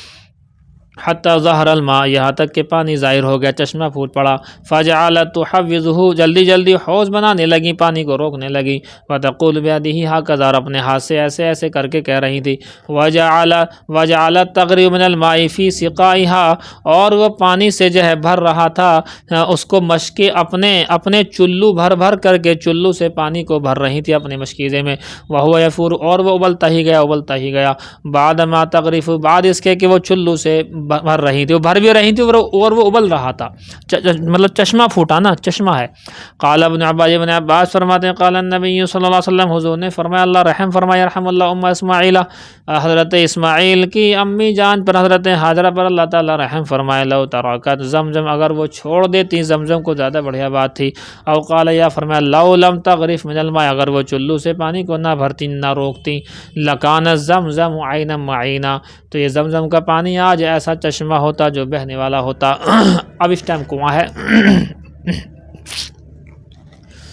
قال، راوی کہتے ہیں فشربت، انہوں نے خود بھی پی لیا، وارضعت ولدها، اور اپنے اولاد کو پلا دیا، اپنے بچے کو پلایا، دودھ پلایا، فقال هل ملک، فرشتے نے ان سے کہا لا تخافی ضیاء، تو ضائع ہونے کا خوف نہ کرنا، فإنها هنا بیت اللہ، اس لیے کہ بے شک یہاں اللہ کا گھر ہے، بینی هذا الغلام وابوہ، یبنی، بینی نہیں یبنی، جو کہ بنائیں گے، یہ لڑکا بنائے گا اور اس کا ابا اس کو بنائے گا، وإن اللہ لا یضيع له، اور بے شک اللہ تعالیٰ ان کے اہل و عیال کو ضائع نہیں کر سکتا ہے، وکان البیت مرتفع من الارض، ان دنوں بیت اللہ زمین سے تھوڑا سا اٹھا ہوا تھا، کررابع، جیسے کہ ٹیلا ہوتا ہے، تأتیہ السیول، فرماتے ہیں کہ پانی کا، جو بارش کا پانی آتا تھا، فتاخذ عن یمینی و شمالی، ادھر ادھر ہو کر کے نکل جاتا تھا، یعنی پانی اس کے اوپر نہیں چڑھ پاتا تھا، فکانت کذلک حتی مرت بہم رفقۃ من جرہم، یہ آئے دیکھو اب، تو وہاں سے گزر اسی طریقے سے، اسی حال میں رہی، یہاں تک کہ گزر ہو رہا تھا اس جگہ سے قبیلہ جرہم کے کچھ لوگوں کا، او اہل بیت من جرہم، یا اہل بیت یعنی جرہم کے کچھ لوگوں کا،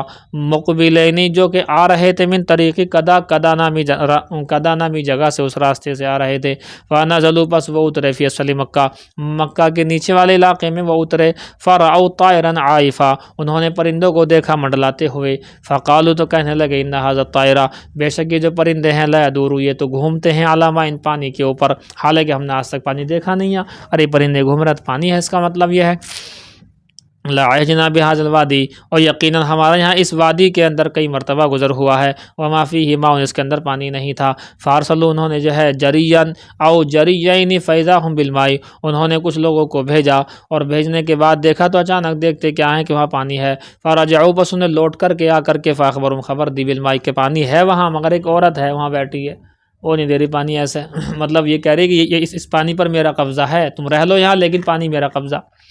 فاقبلوا بس وہ آئے، قال و ام اسماعیل عند الماء، حضرت اسماعیل کی والدہ حضرت ہاجرہ وہیں پانی کے پاس تھیں۔ فقالوا سب نے کہا اتأذنینا، کیا تو اجازت دیتی ہے ہمارے لیے، لنا ہمارے لیے، ان ننزل عندک، کیا ہم تیرے پاس ٹھہر جائیں۔ اب ظاہر سی بات ہے ان کو ضرورت تھی اس بات کی، کوئی آدمی ایسے ہوں جو آس پاس رہیں۔ قالت ہم کہنے لگے جی ہاں بالکل، ولکن لا حق لکم فی الماء، لیکن تمہارا کوئی حق کا تمہارا دعویٰ نہیں کرو گے اس پانی میں، پانی کا دعویٰ نہیں کرو گے بھائی یہ ہم پانی جو ہے ہمارے لیے خاص اللہ نے بھیجا ہے، ہاں تم پانی پی لینا لیکن دعویٰ نہیں کرنا اس کے۔ قالوا نام سب نے کہا جی جی ہاں بالکل یہ پانی آپ کا ہی رہے گا، آپ کی اجازت سے ہم اس کو پئیں گے۔ قال ابن عباس فرماتے ہیں قال النبی صلی اللہ علیہ وسلم، حضور نے ارشاد فرمایا فالفا ذالک ام اسماعیل وہی تحب الانسا، پس انہوں نے ام اسماعیل کے پاس میں ٹھہر گئے اور وہ چاہتی تھی، انسیت کو چاہتی بھی تھیں کہ کوئی یہاں پر رہے، اس طرح کوئی عورتیں رہیں مرد رہیں، ظاہر سی بات عورتیں میں رہیں گی تو وہاں پر جو ہے ان کو جی ان کا لگ جائے گا۔ فنزلوا، پس وہ رہنے لگے وہیں، وارسلوا الی اہلی، انہوں نے اپنے اہل و عیال کو بلانے کے لیے بھیج دیا۔ فنزلوا معهم، وہ بھی آ کر کے قبیلہ جرہم کے اور لوگ بھی آ کر کے یہاں آباد ہو گئے۔ حتی اذا کان بیا اہل بیت منہم، یہاں تک کہ جب وہاں پر سارے کے سارے اہل بیت آ گئے۔ وشب الغلام، اور غلام یعنی جو لڑکے حضرت اسماعیل ہیں وہ بھی جوانی کی طرف بڑھنے لگے۔ وتعلم العربیہ منہم، اور عربی زبان بھی قبیلہ جرہم کے لوگوں سے سیکھ لی۔ وانفسهم واعجبهم حين شبا، جب یہ جوان ہوئے ہیں تو سب سے زیادہ نفاست والے، پاکیزہ اور سب سے زیادہ خوبصورت دیکھنے میں تھے۔ فلما ادرکا، پر جب یہ بڑے ہو گئے تو زوجوہ امرأۃ منہم، ان لوگوں نے اپنے ہی میں سے ایک لڑکی سے ان کا نکاح کرا دیا۔ وماتت ام اسماعیل، حضرت اسماعیل کی امی حضرت ہاجرہ کا انتقال ہو گیا۔ فجاء ابراہیم بعد ما تزوج اسماعیل، تو شادی حضرت اسماعیل کی شادی کرنے کے بعد حضرت ابراہیم کا وہاں سے آنا ہوا۔ یطالع، اس سے پہلے بھی کئی مرتبہ وہ آ چکے ہیں، وہ والا واقعہ ہو چکا ہے، بچپن میں ان کے 7-8 سال کی عمر میں ذبح کرنے والا واقعہ، اس کا ذکر یہاں نہیں آیا، وہ واقعہ اس بیچ میں ہو چکا، اب تو یہ جوان ہو گئے۔ تو ابھی حضرت ابراہیم چونکہ آتے جاتے تھے تو حضرت ابراہیم آ گئے اسماعیل کے شادی کے بعد میں۔ یطالع طریقتہ، تو وہ اطلاع کر رہے تھے، فلم، وہ ان کے یطالع طریقتہ، ان کے رہنے کی جگہ پر پہنچے۔ فلم یجد اسماعیل، اسماعیل کو نہیں پایا۔ فسأل امرأتہ عند عنہ، تو ان کے بارے میں ان کی بیوی سے پوچھا، اب بیوی کو نہیں پتہ کون ہے۔ فقالت، انہوں نے کہا کہ خرج یبتغی لنا، وہ گئے ہیں ہمارے لیے روزی تلاش کرنے کے لیے۔ ثم سألها عن عیشہم وحیاتہم، پھر ان سے پوچھا کہ بتائیے تمہاری زندگی اور تمہاری حیات کیسی، یعنی خرچہ ورچہ ٹھیک چل رہا ہے کہ نہیں چل رہا ہے۔ فقالت، کہنے لگی نحن بشر، فرماتے ہیں کہ ہم بڑی مصیبت میں ہیں، نحن فی ضیق و شدت، بڑی تکلیف اور شدت کے اندر ہیں۔ فشکت الیہ، انہوں نے شکایت کر دی ان سے۔ قال، تو کہتے ہیں فاذا جاء زوجک، حضرت ابراہیم نے کہا کہ دیکھ ایک کام کرنا، جب تیرے شوہر آ جائیں، اقرئی علیہ السلام، تو میری جانب سے اس کو سلام کہہ دینا، کہ ایک بزرگ آئے تھے انہوں نے تمہیں سلام کہہ دیا۔ وقولی لہو، اور اس سے یوں بھی کہنا کہ یوں بھی کہہ گئے ہیں، یغیر عتبۃ بابہ، اپنے باب نے اپنے دروازے کی چوکھٹ کو بدل لے۔ فلما جاء اسماعیل کانہ آنس شیئا، جب حضرت اسماعیل آئے تو انہوں نے کچھ محسوس کیا، کوئی آیا تھا۔ فقال، کہنے لگا حل جاءکم من احد، کیا تمہارے پاس کوئی آیا تھا کیا؟ قالت نعم، کہنے لگی ہاں جی، ایک صاحب آئے تھے، جانا شیخ کبیر، کہ ایک شیخ آئے تھے، کذا و کذا، ایسے فوراً سمجھ گئے کہ تو میرے ابا ہیں۔ فسألنا، ہم سے انہوں نے پوچھا تھا عن کا، آپ کے بارے میں۔ فاخبرت، تو میں نے ان کو بتایا تھا آپ کے بارے میں۔ وسألنی، اور مجھ سے پوچھا تھا کیف عیشنا، ہماری زندگی کیسے گزر رہی ہے۔ فاخبرت انا فی جہد و شدت، تو میں نے بتا دیا کہ بے شک مصیبت میں، سخت پریشانی کے اندر ہیں۔ قال فهل اوصاک بشیء، تو حضرت اسماعیل نے پوچھا کیا تمہیں کچھ وصیت بھی کر کے گئے ہیں؟ قالت، کہنے لگے ہاں نعم، انہوں نے وصیت کی ہے۔ امرنی، انہوں نے مجھے حکم دیا، ان اقرأ علیک السلام، میں تمہیں سلام پہنچاؤں ان کی جانب سے۔ ویقول، اور یوں بھی کہہ رہے تھے، غیر عتبۃ بابک، کہ کہہ دینا کہ اپنے دروازے کی چوکھٹ کو بدل لے۔ قال ذاک ابی، کہنے لگے یہ میرے والد صاحب تھے۔ وقد امرنی ان افارقک، انہوں نے مجھے حکم دیا کہ میں تجھ سے جدا ہو جاؤں۔ الحقی باہلک فطلقھا، جا تو اپنے گھر چلی جا اپنے اہل و عیال میں، اور ان کو طلاق دے دی۔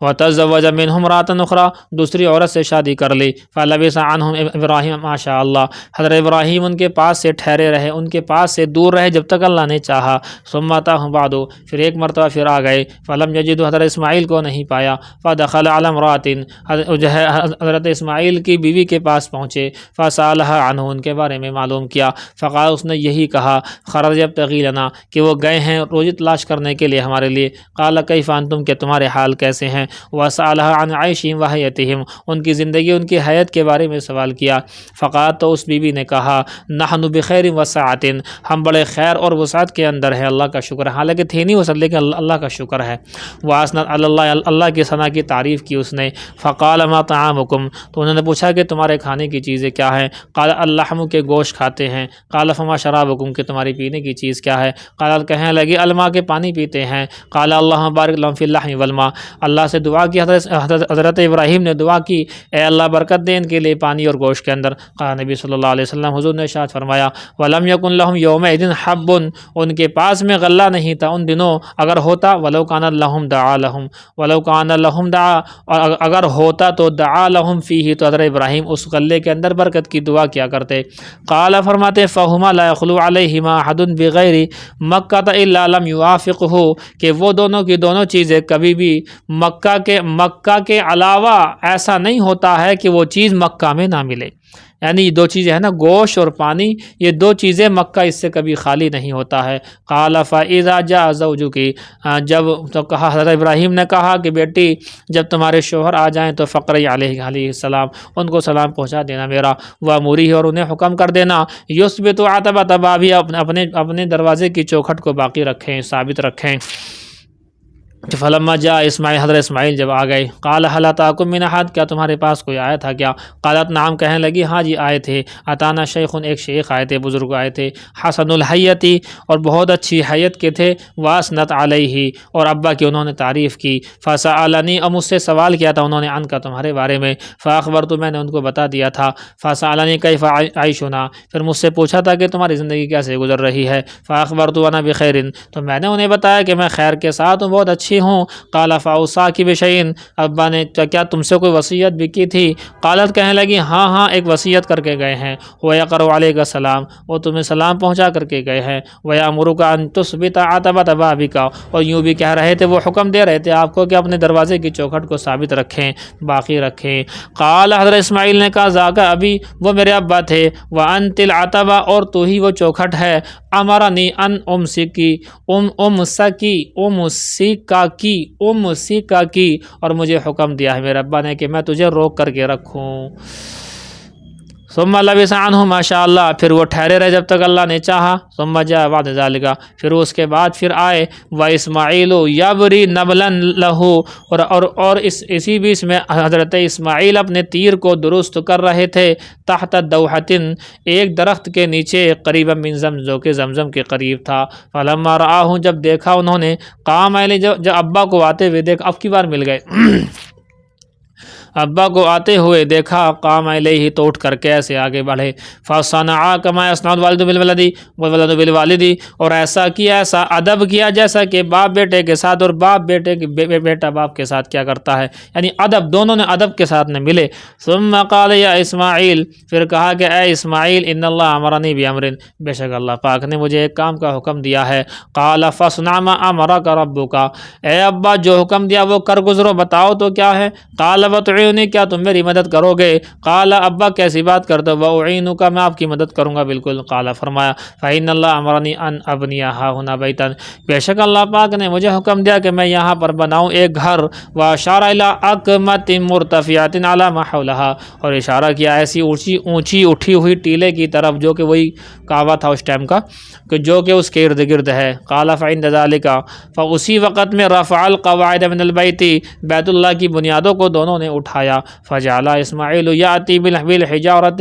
حضرت اسماعیل پتھروں کو لاتے تھے، و ابراہیم یبنی، حضرت ابراہیم اپنے ہاتھ سے بناتے تھے، حتی اذا ارتفع البناء، یہاں تک کہ جب بلند ہو گئی عمارت، جاء بهذا الحجر، تو وہ پتھر لے آئے، فوضعه له، حضرت ابراہیم نے اس پر اپنے پیر رکھے، فقام علی، اور وہ کھڑے ہو گئے، وهو یبنی، اور وہ تعمیر کر رہے تھے۔ پتھر ایسا تھا لفٹ کی طرح کام کرتا تھا کہ نیچے اوپر اپنا ہو جاتا تھا۔ وَإِسْمَاعِيلُ يُنَاوِلُهُ الْحِجَارَةَ، اور حضرت اسماعیل ان کو پتھر دیتے تھے اٹھا اٹھا کر کے، وَهُمَا يَقُولَانِ، ساتھ ساتھ میں دونوں یہ آیت پڑھتے تھے، رَبَّنَا تَقَبَّلْ مِنَّا، اے ہمارے رب تو قبول فرما لے ہماری جانب سے اس عمل کو، إِنَّكَ أَنْتَ السَّمِيعُ الْعَلِيمُ، بے شک آپ تو سننے والے علم رکھنے والے ہیں۔ قَالَ فَجَعَلَا يَبْنِيَانِ حَتَّى يَدُورَا حَوْلَ الْبَيْتِ، فرماتے ہیں کہ دونوں کے دونوں بنانے لگے یہاں تک کہ وہ گھومنے لگے بیت اللہ کے ارد گرد، اور گھوم رہے تھے، وَهُمَا يَقُولَانِ، اور یہ دعا پڑھ رہے تھے، رَبَّنَا تَقَبَّلْ مِنَّا، اے ہمارے رب تو ہماری جانب سے اس کو قبول فرما، انک انت السمیع العلیم، بے شک آپ ہی سننے والے جاننے والے ہیں۔ اللہ اکبر۔ بس جی یہ روایت نہیں ہو پاتی پوری اگر یہ اسپیڈ سے نہ پڑھاتے تو۔ ہدایہ دیکھیں یہاں سے ہے لا یبطل بالموت تک ختم ہو گیا تھا، اس سے پیچھے سے پڑھو لیکن والرد فی حیات الراہنی وبعدہ سواء، یہاں سے پڑھا جائے گا عبارت، مسئلہ آدھا رہ جائے گا ورنہ آگے سے۔ دیکھیے والرد فی حیات الراہنی، راہن رہن رکھنے والے کی زندگی میں لوٹانا، وبعدہ اور اس کے مرنے کے بعد لوٹانا، سواء یہ برابر ہے، لأن الرہن لا یبطل بالموت، اس لیے کہ رہن باطل نہیں ہوتا موت سے مرنے سے، وہذا اور یہ اس لیے ہے اذا کانت قیمتہ مثل الدین، کہ جب کہ ہو اس کی قیمت، اس غلام کی قیمت دین یعنی قرض کے بقدر او اقل منہ، یا اس سے کم ہو، فإن کانت اکثر، پس اگر غلام کی قیمت سے زیادہ قیمت ہو دین کی، فبقدر الدین علیہ، تو دین کے بقدر ہی اسے ملے گا، والباقی علی الراہن، اور باقی جو ہے رہن رکھنے والے پر ہوگا، لأن حقہ بالقدر المضموم، اس لیے کہ اس کا حق اتنی ہی مقدار سے بنتا ہے جو کہ شامل ہے، فصار، آپس ہو گیا ایسا جیسا کہ کا ثمن الدوائی، کہ جیسا کہ دوا کی قیمت ہوتی ہے، وتخلیصہ عن الجنایۃ بالفداء، اور اس کو خلاصی دلانا ہوتا ہے کسی جنایت سے، کسی جرم سے، بالفداء فدیہ دے کر کے، وإن کان مدیونا، اور اگر ہو مدیون، مقروض ہو، فعلی المولا، اگر غلام مقروض ہے، فعلی المولا تو آقا کی ذمہ داری ہے، ان اختار، اگر وہ اس کو اختیار کرے، چاہے قضاء الدینی، دین کے ادا کرنے کا، وإن بیع، اور اگر بیچا جائے،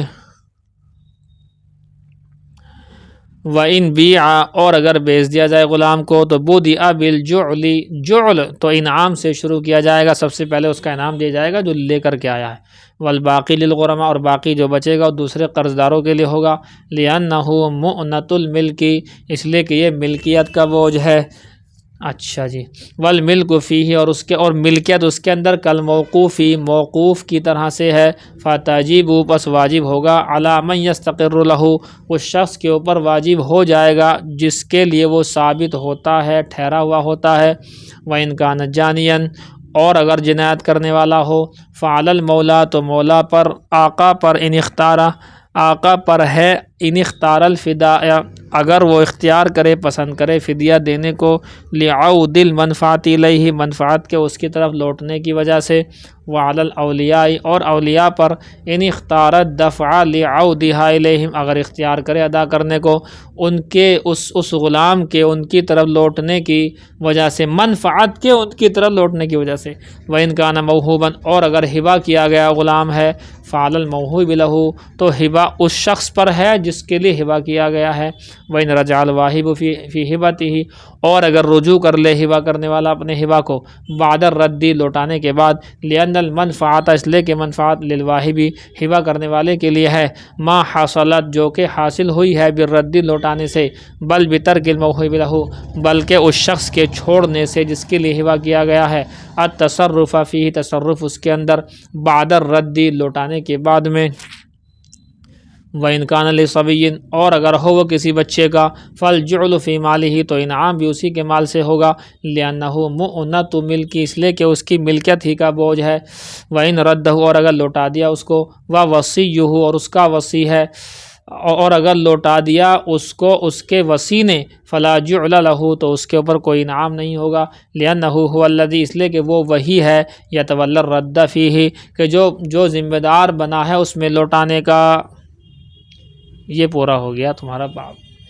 کتاب المفقود پڑھنا آپ مختصر طور پر ذکر کر دیتا ہوں چند مسائل، اس کو آپ دھیان سے سنیں، موٹے موٹے مسائل سن لیجئے، عبارت بعد میں پڑھیں گے۔ یہ کتاب المفقود آپ سن لیجئے، ویسے ہی اہم مسائل سن لینا۔ دیکھیے مفقود کا مطلب ہے گم شدہ ویکتی، گم شدہ شخصیت اور انسان۔ ایک شخص گم ہو گیا، کیا کریں جی؟ کیا ہوگا اس کے مال کا، مال و متال کا بھی، بچوں کا، سب چیزوں کا کیا ہوگا؟ مفقود ایک شخص ہے، اس میں سے خاص پوائنٹ کا مسئلہ سمجھو، عام تو آئے گا بعد میں۔ ایک بیوی ہے، اس کا ایک شوہر ہے، شوہر گم ہو گیا تو اسے مفقود الخبر کہتے ہیں، مفقود ہو گیا، گم ہو گیا۔ گم ہونے کے بعد کیا کریں؟ اب یہ عورت کیا کرے؟ نہ کوئی شادی بھی ہوئی ہے، نکاح بھی ہوا ہے، نہ خرچہ دینے والا کوئی ہے، نہ گھر میں رہنے والا کوئی ہے، تو شادی کا کیا فائدہ ہوا؟ اب جب تک شوہر چھوڑے نا، جب تک چھوڑ بھی نہیں سکتی ہے، اور شوہر غائب ہے، کہیں اور نکاح کر لے لیکن کرے تو کرے کیسے؟ امام اعظم ابو حنیفہ رحمۃ اللہ علیہ نے فرمایا تھا کہ 90 سال انتظار کرے گی اس لیے امام اعظم ابو حنیفہ رحمۃ اللہ علیہ کے قول پر فتویٰ نہیں دیا گیا۔ امام مالک رحمۃ اللہ علیہ کا قول تھا 4 سال کا، کہ 4 سال انتظار کرے گی، اور زیادہ تر فتویٰ اسی کے اوپر ہے، 4 سال کے اوپر۔ خاص مواقع میں اگر کسی گناہ کا خطرہ ہے، خاص موقع میں کچھ جلدی بھی فیصلہ ہو سکتا ہے۔ اس کی ترتیب سنیں آپ۔ سب سے پہلے وہ عورت شرعی عدالت میں پہنچے گی، ہمارے ضلع امروہہ کے اندر تو امروہہ میں ہے، اور ضلع بجنور میں خاص طور سے وہاں جو ہے نگینے کے آس پاس کے لوگ ہیں، نگینے کے اندر بھی ہے شرعی عدالت جسے کہتے ہیں، تو وہاں قاضی ہوتے ہیں، وہ قاضی ہی اس کام کو کر سکتا ہے۔ مفتی اگر وہاں بیٹھا ہے تو کر سکتا ہے، لیکن اپنی مسجدوں میں بیٹھ کر، اپنے مدرسوں میں بیٹھ کر کے یہ والے فیصلے کوئی بھی عالم مفتی نہیں کر سکتا۔ اس کے لیے قضا شرط ہے۔ قضا مطلب سب لوگوں نے مل کر کے کسی قاضی کی طرح اسے بٹھایا ہو کسی جگہ پر، تو یہ وہیں سے ہو سکتا ہے۔ ہمارے امروہہ میں ہے، ادھر نگینہ میں ہے، اور بہت ساری جگہوں پر، دلی وغیرہ سبھی جگہ ہوتے ہیں۔ شرعی عدالت ہوتی ہے، یہ مسلم پرسنل لاء کے تحت ہوتی ہے، یعنی گورنمنٹ میں اپنا مسئلہ نہ لے جا کر کے شرعی عدالت کے پاس مسئلہ لے جائیں تو وہاں سے حل کرائیں۔ اب بیوی نے جا کر کے کہا، اپنی ایج وغیرہ بھی پوچھتے ہیں، وہ کتنی ایج ہے، کہ 25 سال ایج ہے، شوہر گم ہو گیا ہے،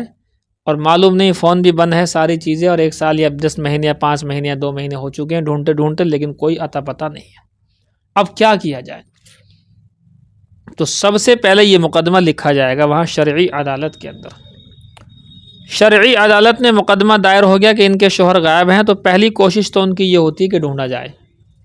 وہ کیسے ڈھونڈیں گے؟ آج کل واٹس ایپ کا دور ہے، ٹویٹر، فیس بک، یوٹیوب کا دور ہے، اس کا بھی سہارا لے سکتے ہیں کہ فلاں ویکتی، اس کا فوٹو یہ ہے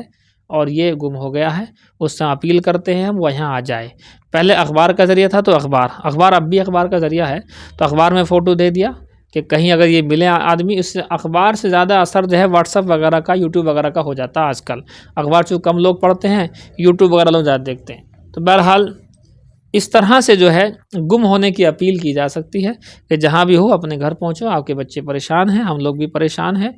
یہ جو ہے یہاں سے بھیج دیا جائے گا۔ اور اس میں یہ بھی لکھ دیا جائے گا کہ دیکھو اگر آپ نہیں آتے ہو تو پھر شرعی عدالت کے روپ میں ہم فیصلہ دے دیں گے نکاح کے ختم ہونے کا۔ اس کے بعد یہ لڑکی کسی اور جگہ نکاح کرنے پر قادر ہو جائے گی عدت کے بعد میں۔ یہ پروسیجر ہوتا ہے۔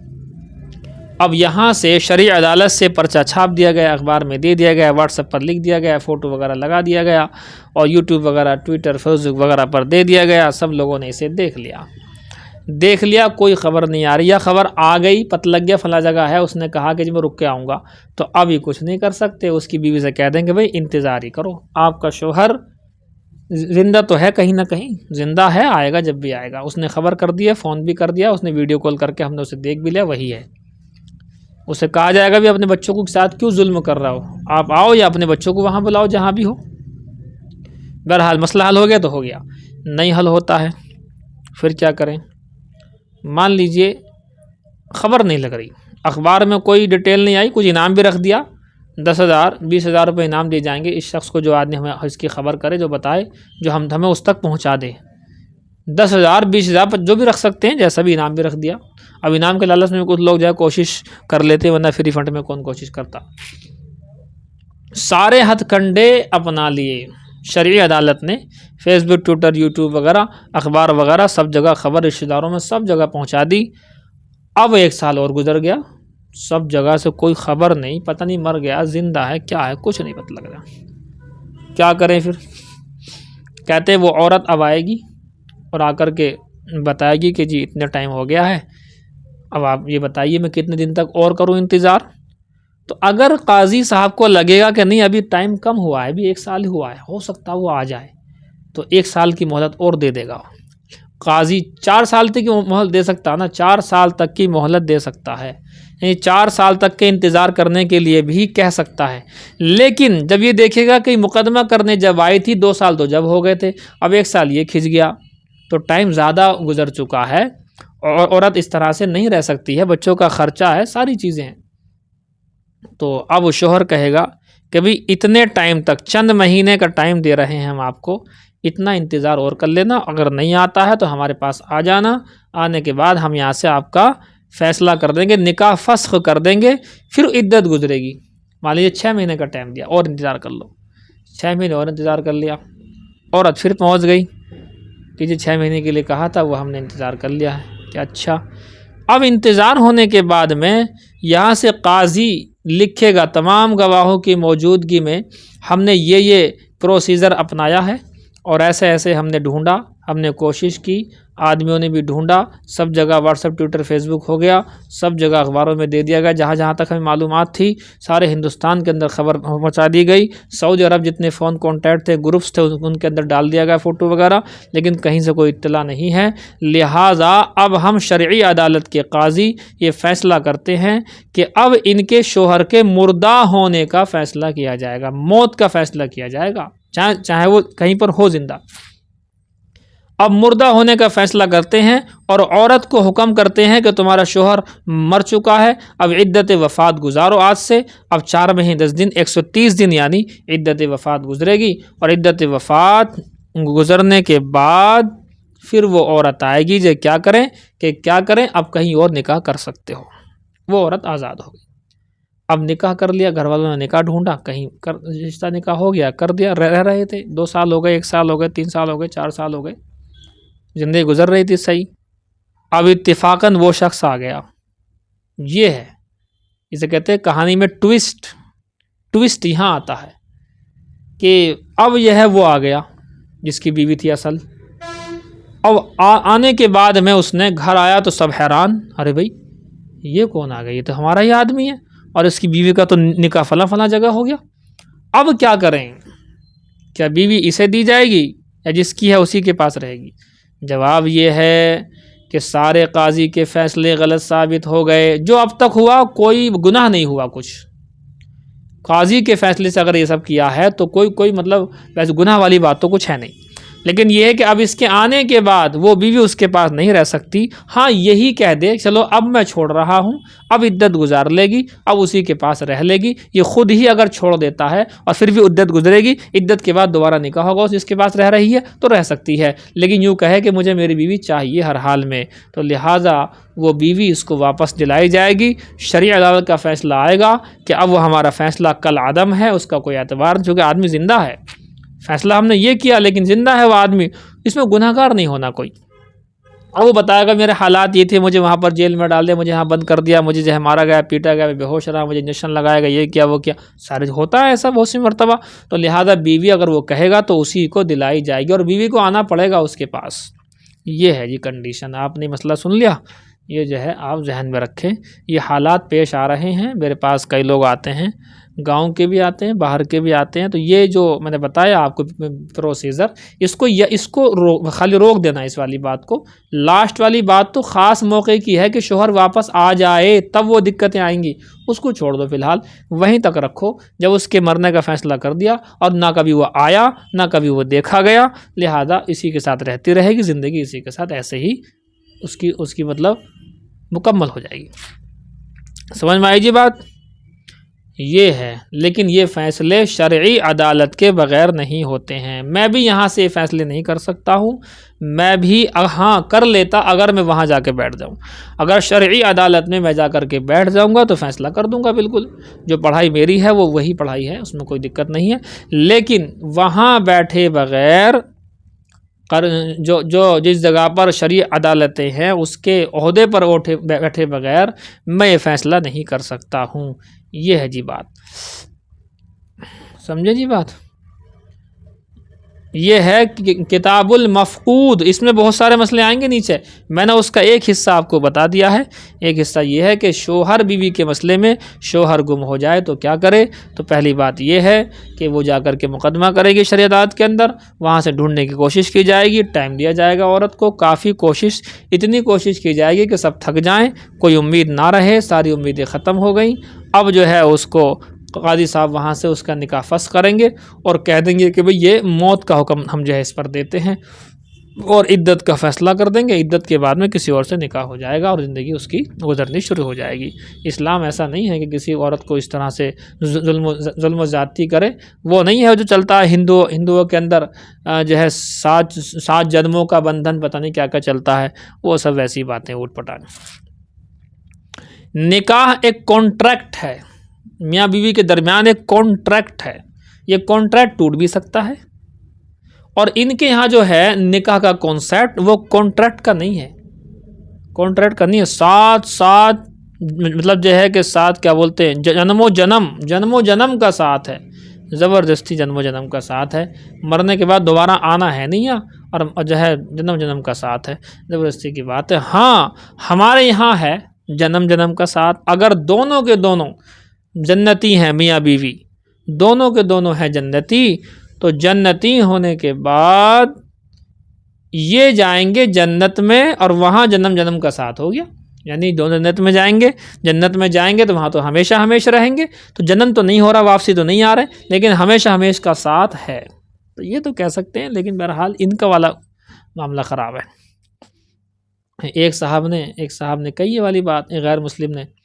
کہ جی یہ جو ہمارا وواہ ہوتا ہے، یہ بندھن بنتا ہے، تو اب یہ اس جنم میں تو رات دن جھگڑے ہو رہے ہیں ہمارے، پریشان ہیں، دکھی ہیں دونوں، اب یہ کہتے ہیں 7 جنم۔ بیوی سے پوچھا کہ ہاں جی میں تو رہوں گی 7 جنم تک، تو شوہر نے کہا، ہندو شوہر نے، کہ بھئی تو رہ لے گی، لیکن میری بھی تو مرضی ہونی چاہیے، میری مرضی نہیں ہے تو رہے 7 جنم، میں تو یہیں پریشان ہو گیا تجھ سے۔ تو واقعی بات صحیح کہی اس نے، بھئی شوہر کی مرضی کا کیا ہوگا، وہ تو کہہ رہی رہ لوں گی 7 جنم، اس نے کہا میں تو نہیں رکھتا 7 جنم، میں تو اسی جنم میں مجھے دکھی کر دیا بہت زیادہ۔ تو بہرحال یہ سب کانسیپٹ ہیں ان کے ہاں، آواگمن کہتے ہیں اسے لوگ، آواگون، بار جو ہے اسی دنیا کے اندر اچھے کام کر رہے ہیں تو یہ اچھے اس میں پیدا ہو جاتے ہیں ان کے حساب سے، حالانکہ جھوٹ ہے بات، اور اگر برے کام کریں تو کتے بلی بن جاتے ہیں، گدھے بن جاتے ہیں اگلے جنم میں، اس طرح کی باتیں۔ بہرحال ہمارا اسلام والا تو کوئی واپسی آتا وہ تو ہے نہیں، یہی گھوم رہے دکھیں ہندو، یہ گدھے اور یہ سب خنزیر وغیرہ سب یہی گھوم رہے ہوں گے، ہمارا تو کوئی آتا ہے نہیں، اور آتا تو ان کا بھی نہیں ہے۔ کون بھیج دے گا عذاب میں سے وہاں گرفتار کر کے، ملک الموت وہاں سے لے جائیں گے، اس کے بعد جو ہے قبر کا عذاب یا عالم برزخ میں عذاب، عالم برزخ کا ہو، قبر تو ان کی ہوتی نہیں، تو عالم برزخ میں ان کو عذاب ہو رہا ہے، فرشتے چھوڑ دیں گے جاؤ تم گھوم لو، یہ نہیں ہو سکتا۔ تو بہرحال سمجھ میں آ گئی جی بات آپ کی؟ آ گئی ہے تو جاؤ اپنا دیکھو، سبق یاد کرو۔